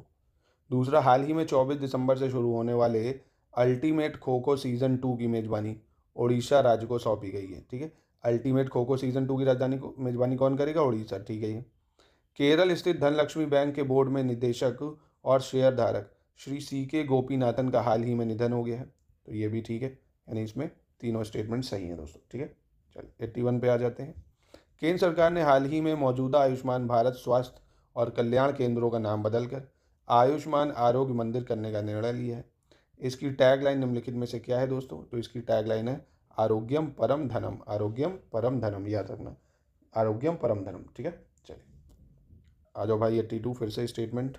निम्नलिखित में से सही विकल्प का चयन करना है दोस्तों। फीनो पेमेंट्स बैंक को हाल ही में अंशकालिक अध्यक्ष के रूप में रजत कुमार जैन की नियुक्ति के लिए भारतीय रिजर्व बैंक से मंजूरी मिल गई है। ठीक है दोस्तों, ये फीनो पेमेंट बैंक ने क्या करा? Appointment of Rajat Kumar Jain as a part time chairman. हाल ही में गुजरात वन विभाग ने प्रोजेक्ट लॉयन के हिस्से के रूप में बरदा वन्यजीव अभ्यारण्य को शेरों का दूसरा घर बनाने का प्रस्ताव प्रस्तुत किया। ठीक है, शेरों का दूसरा घर बनाने का प्रस्ताव प्रस्तुत करा है किसने? गुजरात ने बरदा वन्यजीव अभयारण्य को। हाल ही में भारत के इंजीनियरिंग निर्यात ने संयुक्त राज्य अमेरिका, सऊदी अरब और संयुक्त अरब अमीरात जैसे प्रमुख बाजारों में महत्वपूर्ण वृद्धि दर्ज की है। ठीक है, बिल्कुल दोस्तों, ये भी इनमें से कोई गलत नहीं, मतलब तीनों ही सही है। चलिए 83 नंबर पे आ जाते हैं। 83 क्या कह रहे हैं? फिर से हमको वही बताना है, निम्नलिखित में से सही का चयन करना है। हाल ही में भारतीय तटरक्षक द्वारा 9वां राष्ट्रीय स्तर प्रदूषण प्रतिक्रिया अभ्यास गुजरात के वडनगर में आयोजन किया गया। अभ्यास में 31 से अधिक विदेशी पर्यवेक्षकों और 80 प्रतिनिधियों ने भाग लिया। तो ठीक है ये। 2 अप्रैल 2020 से भारत को चीन, बांग्लादेश, पाकिस्तान, भूटान, नेपाल, म्यांमार और अफगानिस्तान सहित अपनी भूमि सीमाओं को साझा करने वाले देशों से 1 लाख करोड़ की FDI प्रस्ताव प्राप्त हुए हैं। कुल प्रस्ताव में से 50% को मंजूरी भी दे दी गई है। तो ठीक है ये भी। ठीक है, करंट अफेयर्स का क्वेश्चन है। हाल ही में एंड्रो राजोएलिना को मेडागास्कर कोर्ट द्वारा राष्ट्रपति पद के लिए चयनित किया गया। किसको? एंड्रो राजोएलिना को, मेडागास्कर का। ठीक है, तो ठीक है ये भी। इनमें से कोई भी गलत नहीं, तीनों ही विकल्प सही हो जाएंगे। 84 पे आ जाते हैं। फिर से हमको क्या बताना है? अगेन वही, सही विकल्प क्या है इनमें से। इथोपिया के संघीय लोकतांत्रिक गणराज्य में भारत के वर्तमान राजदूत रॉबर्ट सेटकिटिंगो को हाल ही में मोजाम्बिक गणराज्य में भारत के अगले उच्चायुक्त के रूप में नामित किया गया है। तो ये बिल्कुल बिल्कुल दोस्तों ठीक है ये। दूसरा है, हाल ही में अनीश भानवाल। कौन? अनीश भानावाला। इन्होंने ISSF विश्व कप फाइनल में पुरुषों की 25 मीटर रैपिड फायर स्पर्धा में स्वर्ण पदक जीता है। नहीं, स्वर्ण पदक नहीं जीता है दोस्तों, इन्होंने कॉपर पदक जीता है। कौन सा? कांस्य पदक कहेंगे। कांस्य पदक जीता है निशानेबाज। ठीक है, निशानेबाज हैं पहले जिन्होंने कांस्य पदक जीता है ISSF विश्व कप में। अनीश भानावाला, नाम याद रखिएगा। हाल ही में महाराष्ट्र सरकार ने अभिनेता विक्रम गोखले की पहली बरसी पर शहर की एक प्रमुख सड़क का नाम उनके नाम पर रखने का फैसला लिया। ये ठीक है, यानी ये वाला स्टेटमेंट गलत है, पहला और तीसरा बिल्कुल सही हो जाएगा। चलो 25 नंबर मतलब 85 नंबर पे आ जाते हैं। निम्नलिखित में से गलत विकल्प का चयन करना है। कौन सा विकल्प गलत है दोस्तों, ये बताना है इसमें। हाल ही में उड़ीसा के मुख्यमंत्री नवीन पटनायक ने 10 प्रमुख परियोजनाओं को मंजूरी दे दी है दोस्तों। ठीक है, तो 10 नहीं दोस्तों, 12 प्रमुख परियोजनाएं हैं, यानी एक तो ये स्टेटमेंट गलत मिल गई। ठीक है, 12 प्रमुख परियोजनाएं, और इन परियोजनाओं से पर्याप्त रोजगार पैदा होगा जिससे विभिन्न क्षेत्रों में 42,281 लोग लाभान्वित होंगे। ये ठीक है, और इसमें कुल इतना पैसा खर्चा हो रहा है 84,918.75 करोड़। ठीक है ये, यानी पहली स्टेटमेंट सिर्फ गलत है। 12 परियोजनाएं, काफ़ी बड़ी मेजर परियोजनाएं ये सब। चलो 86 नंबर पे आ जाते हैं। निम्नलिखित कथनों पर विचार करना है। हाल ही में उत्तर प्रदेश राज्य में हर बच्चे के लिए हर अधिकार नामक एक अभियान शुरू किया गया है। यह अभियान उत्तर प्रदेश मानवाधिकार आयोग द्वारा शुरू किया गया है। पहली बात कह रहे हैं, क्या ये बात सही है? तो दोस्तों देखिए, यह अभियान उत्तर प्रदेश के मानवाधिकार आयोग द्वारा शुरू किया गया, ये गलत है। क्यों? ठीक है, क्योंकि ये राज्य सरकार ने नहीं, ये पूरी मतलब कैबिनेट में ये चीज़ डिसाइड हुई है, योगी आदित्यनाथ जी ने करी। तीसरी है, यह अभियान स्कूलों में समानता, समावेश, लैंगिक समानता पर केंद्रित गतिविधियों, बच्चों और बाल अधिकारों की देखभाल और समर्थन को बढ़ावा देने के लिए। तो ये ठीक है, यानी पहला और तीसरा स्टेटमेंट बिल्कुल सही है दोस्तों। ठीक है, चलिए 87 पे आ जाते हैं। 87 क्या कह रहा है? वाराणसी शहर, मतलब पहले तो देख लो क्या कह रहा है। निम्नलिखित में से सही कथन कौन सा है ये बताना है। सही चुनना है या गलत? तो सही चुनना है पहली चीज़। वाराणसी शहर में रविदास घाट पर एक floating compress natural gas mobile refuelling unit station का हाल ही में उद्घाटन किया गया है। तो भैया ठीक है, वाराणसी से बहुत करंट अफेयर्स बना है इस बार। Floating compress natural gas mobile refuelling unit station कहाँ बना है? वाराणसी में, वो भी कहाँ पे? रविदास घाट पे, पहली बात। दूसरी चीज़ कि यह वाराणसी शहर का दूसरा floating compress natural gas mobile refuelling station है। तो ये भी बिल्कुल सही हो जाएगा। इसका उद्घाटन हाल ही में उत्तर प्रदेश के मुख्यमंत्री योगी आदित्यनाथ ने नहीं करा, हरदीप सिंह पुरी ने करा था। इसका हरदीप सिंह पुरी, जो कि पेट्रोलियम मिनिस्टर भी, हरदीप पुरी ने करा। ठीक है, यानी सिर्फ पहला और दूसरा सही है इसका। चलिए 88 देख लेते हैं। निम्नलिखित कथनों पर बताना है कौन सा कथन सही है दोस्तों, ये बताना है निम्नलिखित में कौन सा कथन सही है। उत्तर प्रदेश कह रहा है उत्तर प्रदेश का चौथा अंतर्राष्ट्रीय क्रिकेट स्टेडियम लगभग 6 एकड़ भूमि पर नवंबर माह 2023 में वाराणसी शहर में बनाए जाने की घोषणा की गई है। तो गलत है, ये वाराणसी में नहीं, ये अलीगढ़ में बनेगा। ये कहाँ बनेगा? अलीगढ़ में। दूसरी चीज़, उत्तर प्रदेश राज्य सरकार ने मार्च 2023 में अलीगढ़ शहर के लिए राजा तालाब क्षेत्र में लगभग 31 एकड़ भूमि पर राज्य का तीसरा अंतर्राष्ट्रीय क्रिकेट स्टेडियम बनाने की घोषणा की। तो ये दोस्तों कहाँ बनेगा? ये उल्टा हो गया, ये यहाँ होना चाहिए, यानी ये वाराणसी में बनेगा। ये कहाँ, वाराणसी में तीसरा, अलीगढ़ में चौथा। ठीक है, अदला बदली है ये, यानी इनमें से कोई भी सही नहीं है, कोई भी सही नहीं है। 89 देख लेते हैं, 89 क्या कह रहा है। निम्नलिखित में से कौन सा कथन सही है दोस्तों, ये बताना है। ठीक है, कौन सा कथन सही है। उत्तर प्रदेश राज्य सरकार ने हाल ही में तेल, साबुन, टूथपेस्ट और शहद जैसे शाकाहारी उत्पादों के लिए हलाल प्रमाण पत्र पर प्रतिबंध लगा दिए हैं, जैसा कोई प्रमाणीकरण आवश्यक नहीं होगा अब इसमें। तो ठीक है, ये स्टेटमेंट तो बिल्कुल। उत्तर प्रदेश राज्य के मुख्यमंत्री योगी आदित्यनाथ ने हाल ही में कहा है कि उत्तर प्रदेश ने अंतर्देशीय मत्स्य पालन के लिए पुरस्कार भी जीता भी है। ठीक है, ये भी। यह पुरस्कार दिल्ली में आयोजित 2 दिवसीय ग्लोबल फिशरीज कॉन्फ्रेंस 2023 में दिया गया था, जो 21 और 22 नवंबर को दिल्ली में आयोजित की गई है। ठीक है, ये भी, यानी इनमें से कोई गलत नहीं है, तीनों स्टेटमेंट बिल्कुल सही है। चलिए 90 नंबर देख लेते हैं दोस्तों। 90, उत्तर प्रदेश की राज्य सरकार ने हाल ही में एनसीआर मॉडल की तर्ज पर राज्य राजधानी क्षेत्र को विकसित करने के लिए एक नए विधेयक में 6 जिलों का प्रस्ताव दिया है। निम्नलिखित में से कौन सा उन 6 जिलों में से नहीं है दोस्तों, ये बताना है। तो दोस्तों देखिए, एक तो सीतापुर है, दूसरा बाराबंकी, हरदोई, फिर है आपका लखनऊ, उन्नाव। ठीक है, लखनऊ, उन्नाव हो गया, और एक शायद है, एक मुझे याद करनी चाहिए, रायबरेली था। हाँ, एक रायबरेली है। ठीक है, ये 6 शहर में दिल्ली एनसीआर की तर्ज पर इनको डेवलप किया जाएगा। तो इंपॉर्टेंट है ये क्वेश्चन मैं एक्सपेक्ट कर रहा हूँ आने के लिए। सीतापुर, बाराबंकी, हरदोई, लखनऊ, उन्नाव, रायबरेली, याद रखना, ये आ सकता है इस बार। चलिए 91 नंबर पे आ जाते हैं। मिलान करना है दोस्तों, यहाँ पे मैचिंग करते हैं। ठीक है, मैचिंग कर लेते हैं। फर्रुखाबाद, जयप्रकाश नगर, मतलब ये कौन सी, ये जो जगह हैं ये कौन से ज़िले में पड़ेंगी, ये बताना आपको। ठीक है, तो फर्रुखाबाद, पांचाल नगर दोस्तों ये फर्रुखाबाद में पड़ेगा। ठीक है, ये जयप्रकाश नगर ये गोंडा में पड़ेगा। अमरोहा में दोस्तों आपका क्या पड़ेगा, तो अमरोहा में पड़ेगा दोस्तों आपका ज्योतिबा फुले नगर। ठीक है, अमेठी में पड़ेगा छत्रपति साहू जी महाराज नगर। ठीक है, अमेठी में छत्रपति साहू जी महाराज नगर, यानी इसके हिसाब से आपने देखा तो फिट ऑप्शन बैठ रहा है वैसे सी। ठीक है, सी बिल्कुल सही है इसके हिसाब से। 92 नंबर क्वेश्चन पे आ जाते हैं। निम्नलिखित कथनों पर विचार करना है दोस्तों। सोनभद्र जिला मध्य प्रदेश, छत्तीसगढ़, झारखंड और बिहार राज्यों के साथ सीमा साझा करता है। तो बिल्कुल दोस्तों वो तो है ही, इंपॉर्टेंट है ये मैपिंग में अगर आपने करा होगा। दूसरा, छत्तीसगढ़ राज्य का बलरामपुर जिला, छत्तीसगढ़ का बलरामपुर जिला उत्तर प्रदेश राज्य के सोनभद्र जिले के साथ अपनी सीमा साझा करता है। ठीक है, ये झारखंड राज्य का गढ़वा जिला उत्तर प्रदेश राज्य के सोनभद्र जिले के साथ अपना सीमा साझा करता है। ये भी सही है दोस्तों। ठीक है, यानी इसकी तीनों स्टेटमेंट बिल्कुल करेक्ट हो जाएंगे। 93 नंबर पे आते हैं।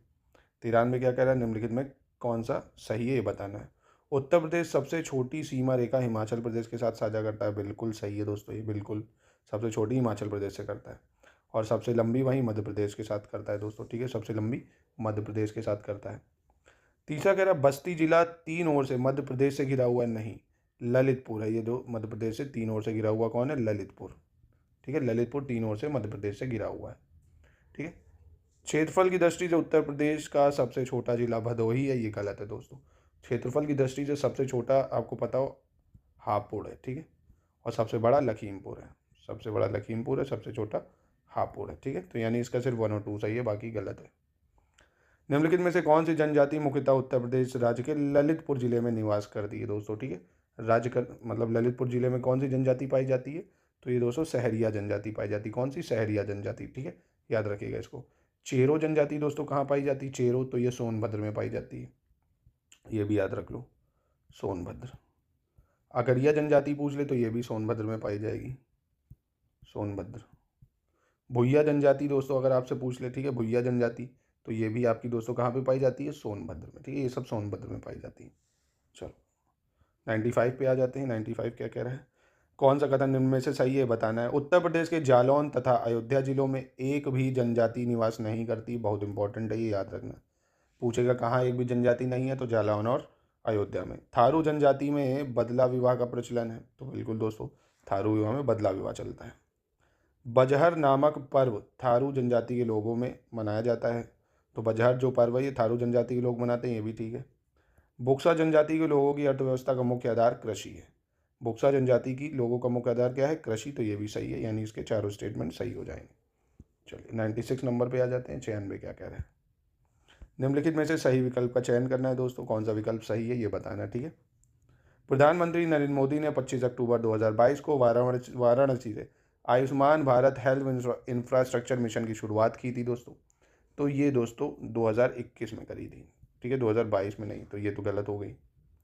दूसरा, प्रधानमंत्री श्री नरेंद्र मोदी ने 2021 में भारत के 28वें अंतर्राष्ट्रीय हवाई अड्डे कुशीनगर अंतर्राष्ट्रीय हवाई अड्डे का उद्घाटन किया था दोस्तों।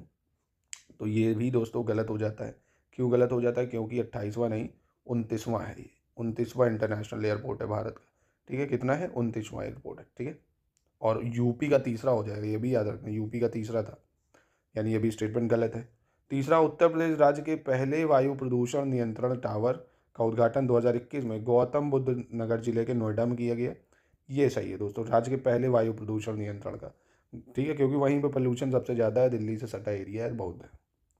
चलो भैया 97 देख लेते हैं, निम्न में से गलत क्या है? 100 होने वाले हैं भैया, है ना, तो ध्यान से बैठे रहो, कॉपी से सट के कमरे में निकलना है नहीं बाहर। वर्ष 1857 के विद्रोह के प्रवर्तक और प्रथम शहीद मंगल पांडे का जन्म बलिया के नगवा गांव में हुआ था। ठीक है, ये बलिया में हुआ है, नगवा गांव में। दूसरा, भारत छोड़ो आंदोलन के समय चित्तू पांडे ने 10 अगस्त 1942 को बलिया में अपनी अस्थायी सरकार स्थापित कर ली थी। ठीक है, ये चित्तू पांडे ने कर ली थी भाई।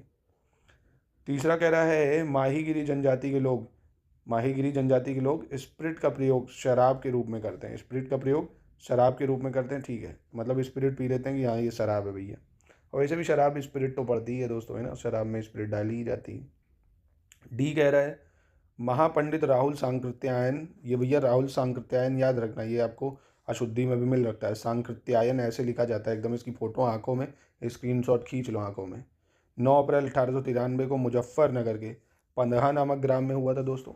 तो ये दोस्तों मुजफ्फरनगर नहीं, आजमगढ़ है। ठीक है, यहाँ पे ये चीज़ गलत है, यहाँ आजमगढ़ होना चाहिए था। आजमगढ़ के पंदहा नामक गांव में हुआ। ठीक है, तो ये याद रखिए, डी गलत हो जाएगा इसमें। ठीक है, चलिए। उत्तर प्रदेश बजट 2023-24 के संबंध में गलत विकल्प चुनना है। कौन सा विकल्प गलत है दोस्तों? ठीक है, कौन सा विकल्प गलत है? राजस्व बचत 68,511 करोड़ 65 लाख रुपए अनुमानित है। ये ठीक है, बिल्कुल पूरा आपको ऐसे एज इट इज स्टेटमेंट याद रखना पड़ेगा। ठीक है, राजकोषीय घाटा वित्तीय वर्ष 2023-24 वर्ष के लिए अनुमानित सकल राज्य घरेलू उत्पाद का 3.84% है दोस्तों। तो दोस्तों ये 3.84% वाला काम ये गलत हो जाएगा यहाँ पे, क्योंकि यहाँ अदला बदली है। 3.48% है सकल घरेलू उत्पाद का। कितना? 3.48, ना कि 3.84।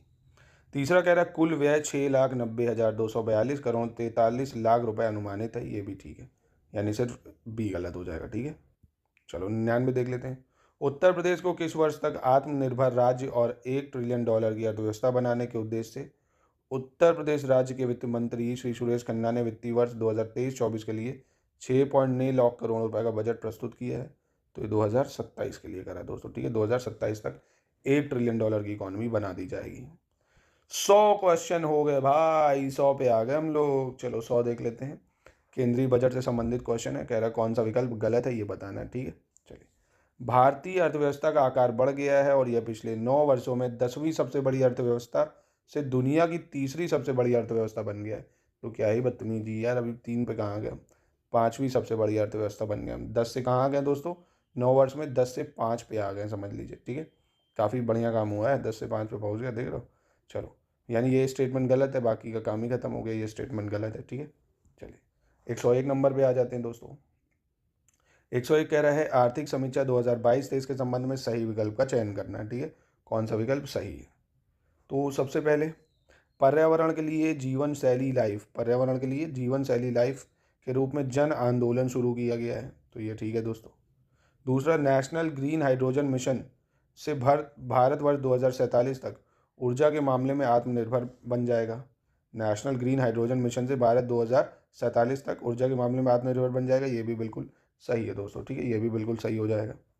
वर्ष 2021-22 में कृषि क्षेत्र में निजी निवेश बढ़कर 9.3% हो गया दोस्तों। तो ये दोस्तों वर्ष 2021-22 में नहीं, 20-21 में हुआ है।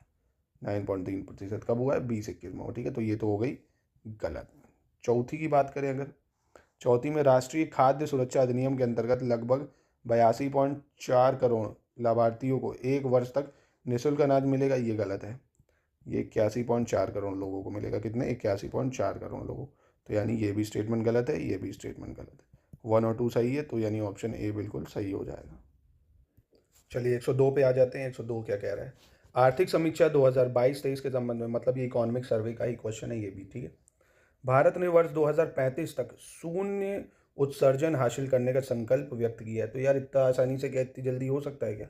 2035 तक नहीं करा है, 2037 तक बोला है ना, तो इतना जल्दी थोड़ी करना था, 2070 तक करा है। ठीक है। पीएम किसान के अप्रैल जुलाई 2022-23 भुगतान चक्र में लगभग 11.3 करोड़ किसानों को इस योजना के अंतर्गत कवर किया गया है दोस्तों। तो ये तो बिल्कुल स्टेटमेंट ठीक हो जाएगी। ठीक है। भारत का ई कॉमर्स बाजार वर्ष 2028 तक प्रतिवर्ष 18% की दर से बढ़ने की उम्मीद है दोस्तों। तो दोस्तों ये 2028 तक नहीं, 2025 तक, ठीक है, ये गलत है, 2025 तक 18 वर्ष बढ़ मतलब 18% बढ़ने की उम्मीद है। ठीक है, तो यानी ये भी स्टेटमेंट हो गई गलत। भारत वर्ष 2022 में 100 बिलियन अमेरिकी डॉलर प्राप्त करके दुनिया में प्रेषण का सबसे बड़ा प्राप्तकर्ता बन गया। ठीक है, प्रेषण का मतलब रेमिटेंसेज नहीं, जो दूसरे देशों में रहते हैं और यहाँ पैसा भेजते हैं। ठीक है, यानी ये ठीक है, 100 बिलियन डॉलर का रेमिटेंस हो गया। तो यानी ऑप्शन 2 और 4 सही है, और 2 और 4 कहाँ पे दिख रहे हैं हमको? ऑप्शन बी में दिख रहे हैं। ठीक है, तो इसका ऑप्शन क्या हो जाएगा? बी हो जाएगा। ठीक है, कोई समस्या परेशानी तो बता सकते हैं। 103 देखते हैं, निम्नलिखित में से कौन सा कथन सही है, ये बताना है। भारत वैश्विक स्तर पर मोबाइल फ़ोन का दूसरा सबसे बड़ा निर्माता बन गया है। ठीक है, मोबाइल फ़ोन का दूसरा सबसे बड़ा निर्माता भारत बन गया है। दूसरी बात, वर्ष 2021 में भारत दोपहिया और तिपहिया वाहनों का दुनिया का सबसे बड़ा निर्माता और यात्री वाहनों का दुनिया का चौथा सबसे बड़ा निर्माता था। ठीक है, ये भी। दिसंबर 2022 में भारत बिक्री के मामले में जापान और जर्मनी को पछाड़कर तीसरा सबसे बड़ा ऑटोमोबाइल बाजार बनने के लिए तैयार है। ठीक है, ये भी। चौथा, प्रसंस्कृत खाद्य निर्यात सहित कृषि खाद्य निर्यात का मूल्य वर्ष 2021-22 के दौरान भारत के कुल कितने निर्यात का हुआ है परसेंट? 10.9% था। ठीक है, ये भी सही है, यानी इसके चारों स्टेटमेंट बिल्कुल सही हो जाएंगे। ठीक है, चारों ही सही हैं। 104 नंबर देख लेते हैं, निम्नलिखित में से गलत कौन सा, ये बताना है।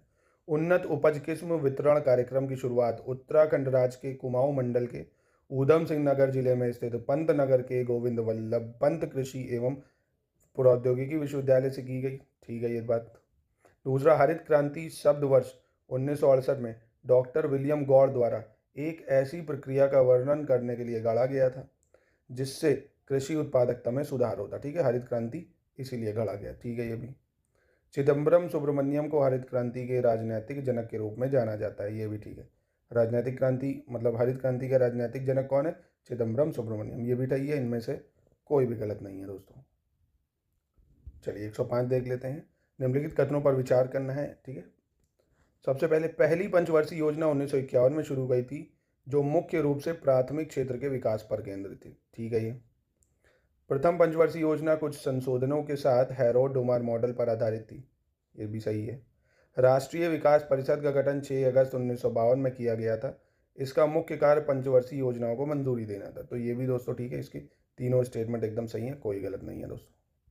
चलिए 106 नंबर पे चलते हैं, निम्नलिखित कथनों पर विचार करना है, कौन सा कथन सही है ये बताना है। ठीक है, चलिए। 23 जून को पीसी महालनोबिस के जन्म दिवस के अवसर पर प्रतिवर्ष राष्ट्रीय सांख्यिकी दिवस मनाया जाता है दोस्तों।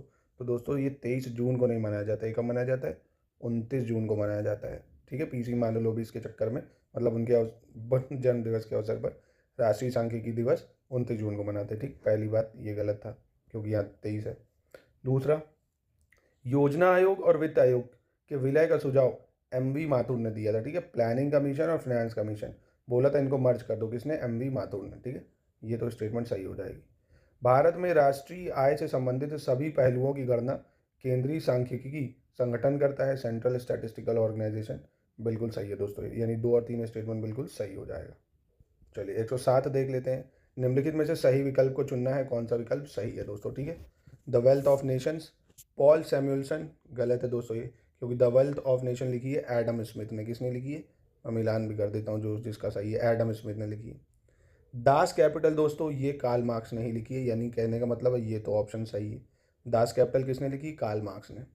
प्रिंसिपल ऑफ इकोनॉमिक्स दोस्तों किसने लिखी है? तो प्रिंसिपल ऑफ इकोनॉमिक्स लिखी है आपकी एल्फ्रेड मार्शल ने। एल्फ्रेड मार्शल ने। फाउंडेशन ऑफ इकोनॉमिक एनालिसिस ये किसने किया दोस्तों? ये करा है पॉल सैमुअल्सन ने। ठीक है, foundation of economic analysis Paul Samuelson. ठीक है, ये हो जाएगा इसका। चलो 108 देख लेते हैं, निम्नलिखित कथनों पर विचार करना है, वही कौन सा कथन सही है ये बताना है। तो सबसे पहले, नवीनतम कृषि डाटा 2023 के अनुसार प्रति व्यक्ति दूध की उपलब्धता में शीर्ष राज्य पंजाब है। तो बिल्कुल प्रति व्यक्ति दूध की उपलब्धता में पंजाब नंबर 1। पशुपालन सांख्यिकी 2022 के आंकड़ों के अनुसार दूध उत्पादन में शीर्ष राज्य उत्तर प्रदेश है। जी हाँ, 2022 के हिसाब से, 23 के हिसाब से देखोगे तो यूपी आ गया है, ठीक है, और 2022 के हिसाब से राजस्थान, इस टाइम के हिसाब से ये ठीक है। तीसरा, उत्तर प्रदेश बजट 2023-24 के आंकड़ों के अनुसार दूध उत्पादन में शीर्ष राज्य उत्तर प्रदेश है। हाँ, तो अब देखो, अब उत्तर प्रदेश आ गया, ठीक है, ये ठीक है। नवीनतम कृषि डाटा 2023 के अनुसार राष्ट्रीय स्तर पर प्रति व्यक्ति दूध की उपलब्धता 448 ग्राम प्रतिदिन है, तो ये गलत है, यहाँ 444 ग्राम प्रतिदिन होना चाहिए, ठीक है, 444 ग्राम, ये गलत हो जाएगा, यानी 1 2 3 बिल्कुल सही हो जाएंगे, ठीक है। चलिए 109 पे आ जाते हैं। नमूना पंजीकरण प्रणाली की रिपोर्ट मई 2022 के अनुसार उच्चतम जन्म दर के मामले में उत्तर प्रदेश राज्य को कौन सा स्थान दिया गया है दोस्तों? तो उत्तर प्रदेश राज्य को दूसरा स्थान मिला है। कौन सा स्थान मिला है? दूसरा स्थान मिला है, ठीक है। चलिए 110 देख लेते हैं। 2011 की जनगणना के संबंध में निम्नलिखित कथनों पर विचार करना है। भारत की कुल साक्षरता दर 73% है। बिल्कुल, भारत की साक्षरता दर कितनी है? 73%। भारत की ग्रामीण साक्षरता दर कितनी है? 67.8%, ये भी बिल्कुल सही है। भारत की शहरी साक्षरता दर 84.1%, ठीक है।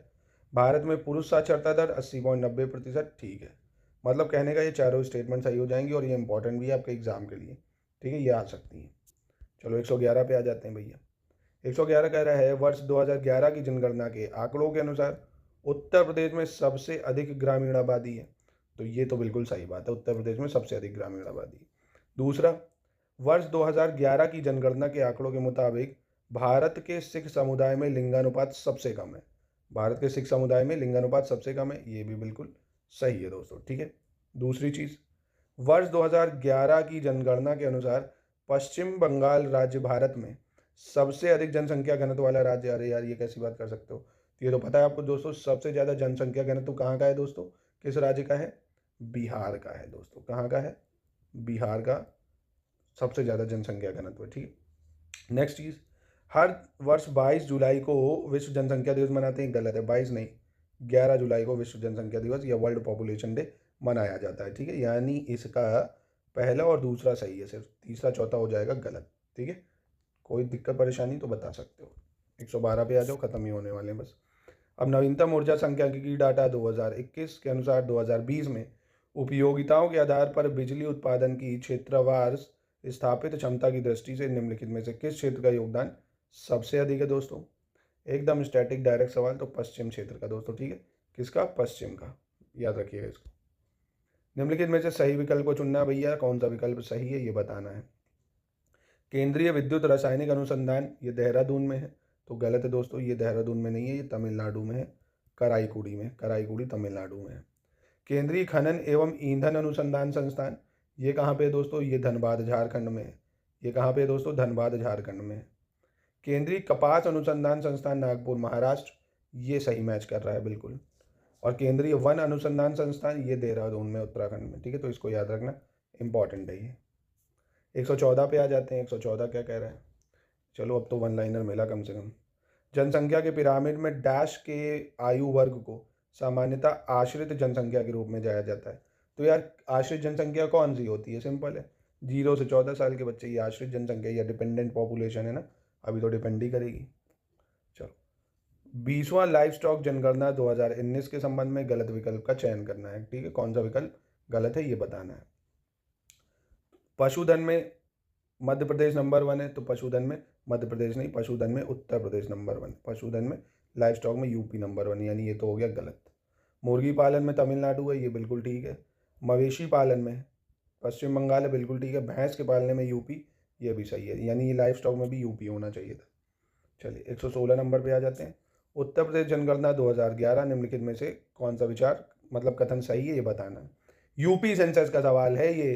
देखिए यूपी सेंसस ना देखा हो, पूरा यूपी सेंसस डाल दिया है, इंडिया का पूरे मोस्ट इंपॉर्टेंट सेंसस डाल दिया है, छोटा सा वीडियो है।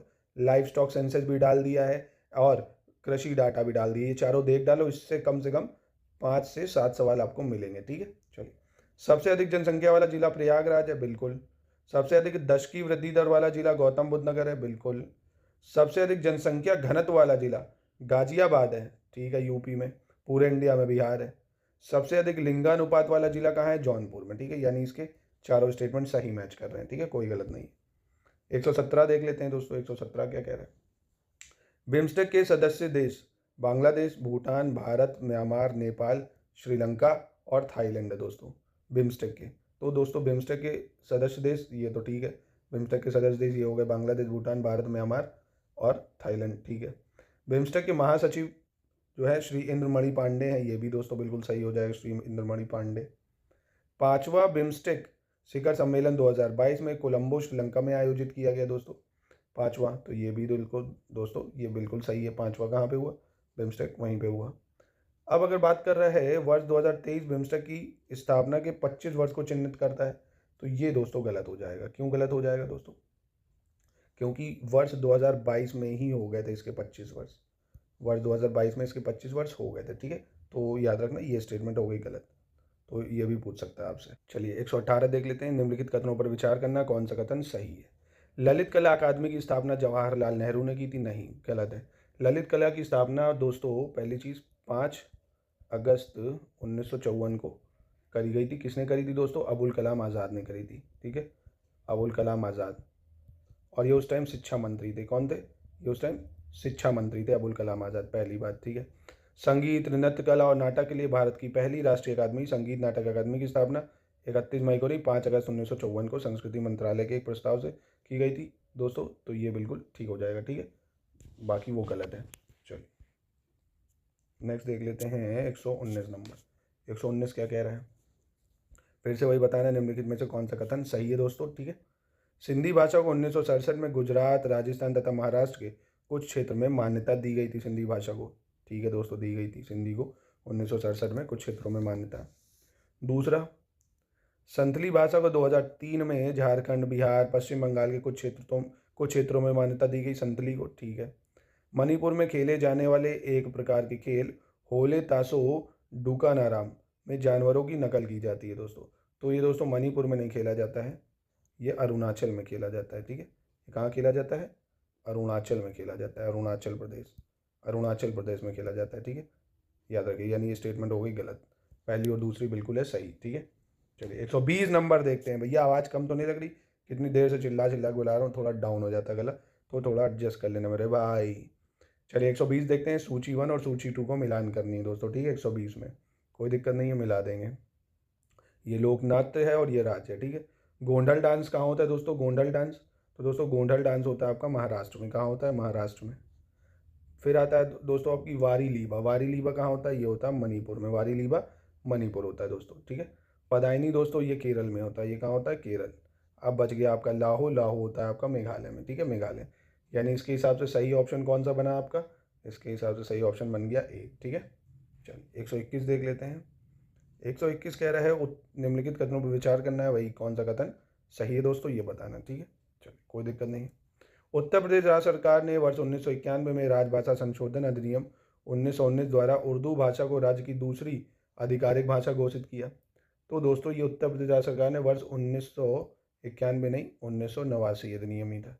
अब ये थोड़ी 1991 में होगा और ये 1989, यहाँ 1989 के राजभाषा संशोधन अधिनियम में 1989 को उर्दू भाषा को दूसरी भाषा मान लिया। ये साल जरूर याद रखना, बहुत इंपॉर्टेंट है ये, ठीक है। चलो दूसरा, यानी ये स्टेटमेंट तो गलत हो गई।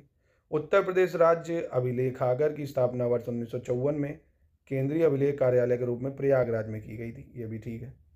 तीसरा, वर्ष 1973 में उत्तर प्रदेश राज्य अभिलेखागार का मुख्यालय लखनऊ में स्थानांतरित कर दिया गया था और प्रयागराज स्थित कार्यालय को क्षेत्रीय अभिलेखागार का दर्जा दिया गया था, यह भी ठीक है। यानी इसका स्टेटमेंट सिर्फ 2 और 3 सही है, पहला गलत है। चलिए 122 देख लेते हैं।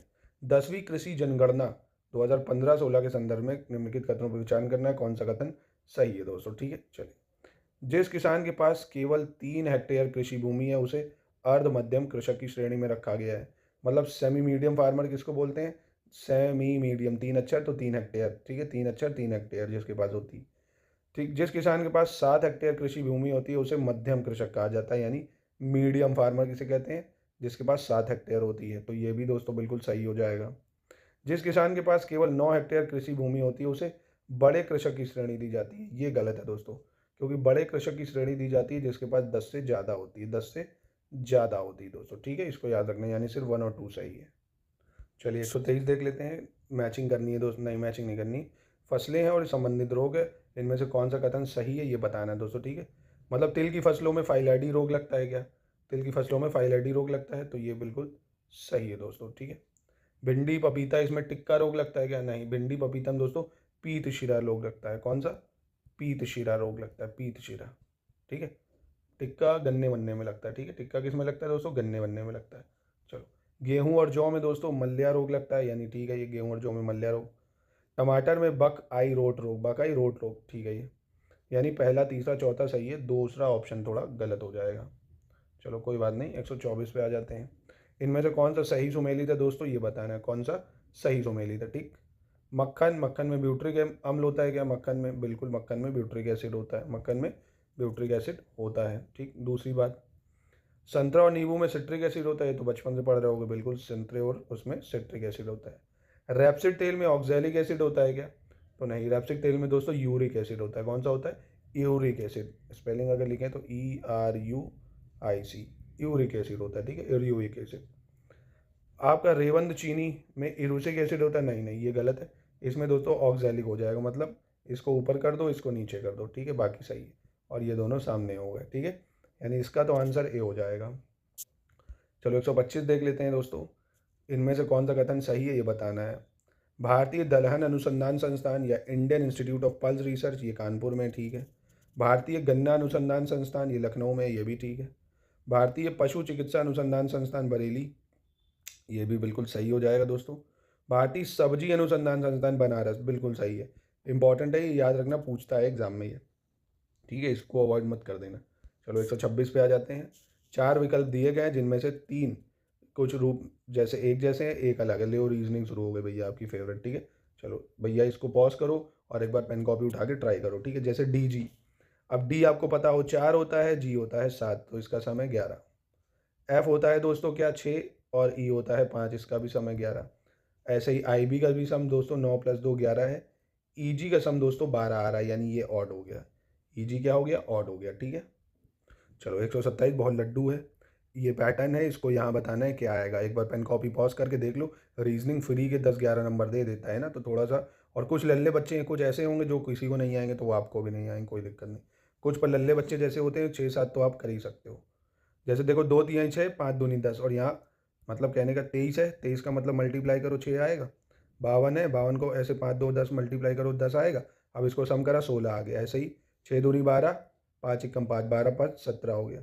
9 दूनी 18, 8 एकम 8, 9 दूनी 18, 8 एकम 8, 18 + 8 कितना हो गया? जोड़ दिया आराम से, 26 आंसर आ गया, ठीक है, 26 आंसर आ गया, ठीक है, समझ गए। चलो 4 शब्द दिए गए हैं जिनमें से 3 किसी तरह से एक जैसे हैं जबकि एक अलग है, ठीक है, अलग की पहचान करनी है, कोई दिक्कत नहीं है, हो जाएगा आराम से। नेशनल एनिमल और कंट्री है, जैसे भारत का नेशनल एनिमल बाघ है, बिल्कुल सही है, भारत का तो बाघ है ना। चीन का विशाल पांडा है या जाइंट पांडा है चीन का, बिल्कुल सही है दोस्तों। पाकिस्तान का मारखोर है, पाकिस्तान का मारखोर है, बिल्कुल सही है दोस्तों। श्रीलंका का बाघ नहीं दोस्तों, श्रीलंका का एलिफेंट है, श्रीलंका का क्या है? एलिफेंट है नेशनल एनिमल। चलिए 129 पे आ जाते हैं। 129 क्या कह रहे हैं? सैडल पीक राष्ट्रीय उद्यान अंडमान निकोबार द्वीप समूह। मॉलिंग राष्ट्रीय उद्यान कहाँ है दोस्तों? तो दोस्तों मॉलिंग राष्ट्रीय उद्यान ये अरुणाचल प्रदेश में है, ये कहाँ पे? अरुणाचल प्रदेश में, ठीक है। चलिए, लुप्त सदस्य संख्या युग्म क्या है? मतलब इसमें मिसिंग नंबर आपको बताना है क्या होगा दोस्तों, ठीक है, कोई दिक्कत नहीं, आसान है, ये ऑप्शन से आपको करना पड़ेगा। देखो 48 कैसे आएगा, मतलब ये 48 है और ये 2 है, यानी 8 और 4 को डिवाइड करेंगे तो यहाँ 2 आया है, तो यहाँ पे 2 आया है। ऐसे ही इसमें देखो क्या एकदम इसी पैटर्न पे फिट बैठ रहा है, तो देखो 39 और 3 है, 9 और 3 को डिवाइड करो तो 3 आएगा ना, यानी ये वाला बिल्कुल सही पैटर्न बन रहा है, ठीक है, ये वाला बिल्कुल सही पैटर्न बन रहा है। चलो 131, निश्चित कोड में डिजिटल को 20,933 के रूप में कोडिट किया है, पेंसिल को क्या लिखेंगे? आसान है दोस्तों, इस टाइप का तो आप कर सकते हो, ये मैंने GS के जो फुल लेंथ डाले थे 10, उनमें ये सब बहुत बताए थे मैंने आपको, है ना, उनमें कितने 10 फुल लेंथ में बताए हैं। चलो कोई दिक्कत नहीं, बता ही देता हूँ। डिजिटल है, ठीक है, डिजिटल को क्या लिखा है? 20,993। तो देखो D क्या होता है? 4 होता है, I क्या होता है? 9 होता है, फिर G क्या होता है दोस्तों? ABCDEFG करके गिनोगे 7 होता है दोस्तों, ठीक है, और I फिर आपका 9 हो गया, T शायद 20 होता है, और A1 होता है, और ABCDEFG ये 12 होता है, ये कितना होता है? 12। अब सबको प्लस कर दो, सबको प्लस करा तो देखो सबको प्लस करने का मतलब मैंने इसको प्लस कराया आपसे। 9 4 13, 13 7 20। ठीक, पहली चीज़ है देखो 20 बन गया 20। इस वाले को 9 को मैं छोड़ रहा हूँ, इसको ऐसे ही। अब इधर देखो, इसको प्लस करो। 20 एक 21, 21 12 कितना हो गया 33। यानी क्या पैटर्न बन रहा है? पैटर्न ये बन रहा है कि बीच वाले को ऐसे ही रखना है और इधर का सम कर देना है। ये पैटर्न है। तो मतलब आसान हो गया। पेंसिल है, पेन PENCILSS बना हुआ है। ठीक है, तो अब क्या करो, पेन वाले का नंबर लिखो, लास्ट में ILS वाले का नंबर लिखो, सी वाले का उतना ही रहने दो। कहने का मतलब सी में 3 रहेगा ही रहेगा, तो सी में 3 ही रखो। और सी में 3 देखो कहाँ दिख रहा है, ये दिख रहा है। ऑप्शन बी हो गया। समझ गए? आसान था। ठीक है, चलिए आराम से देखते हैं। 132 नंबर, इसमें आपको त्रिभुजों की संख्या बतानी कितनी है। तो दोस्तों इसमें कितने त्रिभुज बन रहे हैं देखिए, 1 2 3। ठीक है, कितने त्रिभुज बन रहे हैं? मात्र 3 त्रिभुज बन रहे हैं। ठीक है, चलिए प्रस्तुत घन में लुप्त संख्या ज्ञात करनी है। दोस्तों कैसे लुप्त संख्या ज्ञात करेंगे आप, ये बताना है। सबसे आसान यही होता है। देखो 6 है, 2 है, 4 है, यहाँ पे 5 4 2, यानी 6 कहाँ पे चला जाएगा? इसके पीछे हो गया। अब 6 3 भी दिख गया। अब क्या बचा दोस्तों? 1 नहीं दिख रहा है, तो सिर्फ 1 हो गया आपका। सिंपल हो गया, ये तो सबसे सिंपल रहता है। चलो नेक्स्ट देखते हैं 134। 134 में इस आकृति का दर्पण प्रतिबिंब क्या होगा दोस्तों, ये बताना। ठीक है, इस आकृति का दर्पण प्रतिबिंब तो कुछ नहीं, देख लो इसको, वैसे ही तो रहेगा। दर्पण में क्या कुछ चेंज हो जाएगा क्या? ये जैसा है वैसा ही रहेगा, कोई चेंजमेंट नहीं होगा, ए हो जाएगा। चलो 135 देख लेते हैं। 135 क्या कह रहा है? 135 BDHJ है, इसके बाद क्या आएगा ये बताना है। ठीक है, पैटर्न चलिए बनाइए आप एक बार, रफ कॉपी उठा के कोशिश करिए उसको, मैं अलग बना लेता हूँ आपको। तो देखो दोस्तों, देखिए B और H में कितने का डिफरेंस है? 6 शब्दों का है ना, 6 शब्दों का है। D और J में भी ऐसे ही कितने शब्दों का अंतर है दोस्तों? 6 शब्दों का अंतर है इन दोनों में। ऐसे ही दोस्तों अगर आप यहाँ से जोड़ेंगे ना H से, ठीक है, तो H वाले से यहाँ भी आप 6 में जोड़ना पड़ेगा, मतलब 12 जुड़ेगा। तो यहाँ पे 6 बढ़ाइए, H में 6 ऐड करोगे तो यहाँ क्या आ जाएगा? T आ जाएगा। क्या आ जाएगा? T आ जाएगा। ठीक है, अब यहाँ पे T मिला आपको। ऐसे J में भी प्लस करोगे आप, 6 ऐड करोगे तो आपको V मिल जाएगा। ठीक है, V मिल जाएगा, यानी TV हो गया। यहाँ पे क्या हो जाएगा? TV। ठीक है, चलिए यदि 33 + 26 को 15 लिखा है, 24 + 15 को 11 लिखा है, तो 42 + 26 को क्या लिखेंगे दोस्तों? एकदम लड्डू जैसा क्वेश्चन है, ये आराम से आप कर सकते हो दोस्तों। पैटर्न बस अगर आपने पकड़ लिया तो बहुत आसान हो जाता है। तो देखो कैसे हुआ है ये, बहुत आसान चीज़ से एक चीज़ समझ लो। देखो यहाँ पे 6 त्रिक 18 हुआ, कितना हो गया? 6 त्रिक 18 हो गया, और ये हुआ 3 दूनी 6, कितना हुआ? 3 दूनी 6। ठीक है, मतलब हमने क्या बनाया? इसको 69 बना। 1 सेकंड रुकिए, 1 सेकंड मैं इसको लाल कर दूँ फिर। 1 सेकंड, 1 मिनट। चलिए फिर से बताता हूँ। देखिए आपने क्या करना है, आपको ध्यान से सुनिएगा मेरी बात। ये 3 और ये 6 कितना हुआ? 9 हो गया। 3 3 + 6 9 हुआ। ऐसे ही दोस्तों इनका मल्टीप्लाई करा, 3 दूनी 6। ठीक है, अब वापस से इसका प्लस हुआ है तब 15 हुआ। ये पकड़ना है। फिर से बताता हूँ इसमें क्या हो रहा है। फिर से देखो, इनको ऐड करा है, 5 + 4 कितना हुआ? 9 हुआ, और 2 एकम 2 हो गया। अब 2 + 9 11 बन गया। यानी अब आपको भी क्या करना है? 2 + 6 8 हुआ, 4 दूनी 8 हुआ, 8 + 8 16 हो गया। ये पैटर्न है। ठीक है, ये पैटर्न था। समझ गए? चलो 137 देख लेते हैं। निम्नलिखित में शब्दों में से अंग्रेजी शब्दकोश में तीसरे स्थान पर कौन सा शब्द आएगा? तो ये दोस्तों मैं आपको डिक्शनरी के वर्ड बता चुका हूँ। वाई सबसे पहले होता है ना, तो वाई लिख लिया। देखो वाई सब में ही है। अब उसके बाद ए आएगा, ओ आएगा, या ओ आएगा। तो दोस्तों ए आता है ना, ए ले लिया। ए के बाद ABCD में क्या आता है पहले दोस्तों? अब ए तक तो आपने ले लिया, ये 2 लिए। अब ये देखो आर पहले आता है या डब्ल्यू आता है दोस्तों, है ना? तो आर पहले आता है, यानी यार्ड हो गया आपका पहले पे। ठीक है, यार्ड किस पे हो गया आपका? पहले पे हो गया। फिर यार्ड के बाद दोस्तों यॉर्निंग हो गया, और योग आ जाएगा आपका तीसरे पे। ठीक है, सिंपल है ये, आसान होगा, आपको आता होगा। चलो 138। जिस प्रकार पुष्कर सिंह धामी का संबंध उत्तराखंड से है, उसी प्रकार सिद्धारमैया का संबंध किससे दोस्तों? तो सिद्धारमैया का संबंध कर्नाटक से, क्योंकि वो कर्नाटक के मुख्यमंत्री हैं। ठीक है, चलिए 139 देख लेते हैं। 139 नंबर क्या कह रहा है? पैटर्न है ये भी। यदि अंक 2 और अंक 3 को आपस में बदल दिया जाए, अंक 2 और अंक 3 को आपस में बदल दिया जाए तो क्या होगा? कुछ नहीं, देख लेते हैं क्या होता है।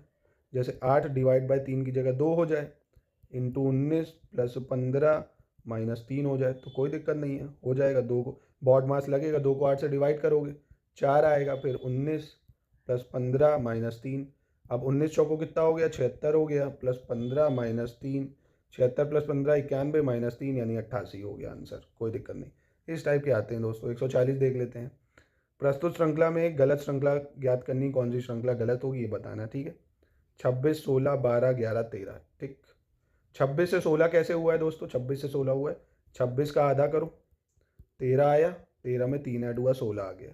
ऐसे ही 16 का आधा करा, 8 आया, 8 में 4 ऐड हुआ, 12 आ गया। मतलब एक एक बढ़ के ऐड करना है, ठीक है। ऐसे ही 12 का आधा करा, 6 आया, 6 में 5 ऐड करा, 11 आ गया। अब ऐसे ही 11 का आधा कर देंगे तो 5.5 आ जाएगा, है ना। तो ये गलत हो गया, यानी 11 संख्या गलत हो गई, ठीक है। पैटर्न नहीं बन रही है 11 से, ठीक है। नहीं 11 क्यों, 13 से दोस्तों, ठीक है। 13 पैटर्न गलत हो जाएगा, क्योंकि 11 का जब आप आधा करेंगे तो 5.5 आएगा और प्लस 6 करेंगे तो 11.5 यहाँ आ जाएगा। तो ये पैटर्न सही नहीं बना, ठीक है। तो इसका उत्तर डी हो जाएगा। तो दोस्तों ये था जीएस का फुल लेंथ टेस्ट। कैसा लगा बताइए। ये बताइए क्या रोज़ एक टेस्ट और करा दूं क्या? कमेंट में जल्दी से बताइए।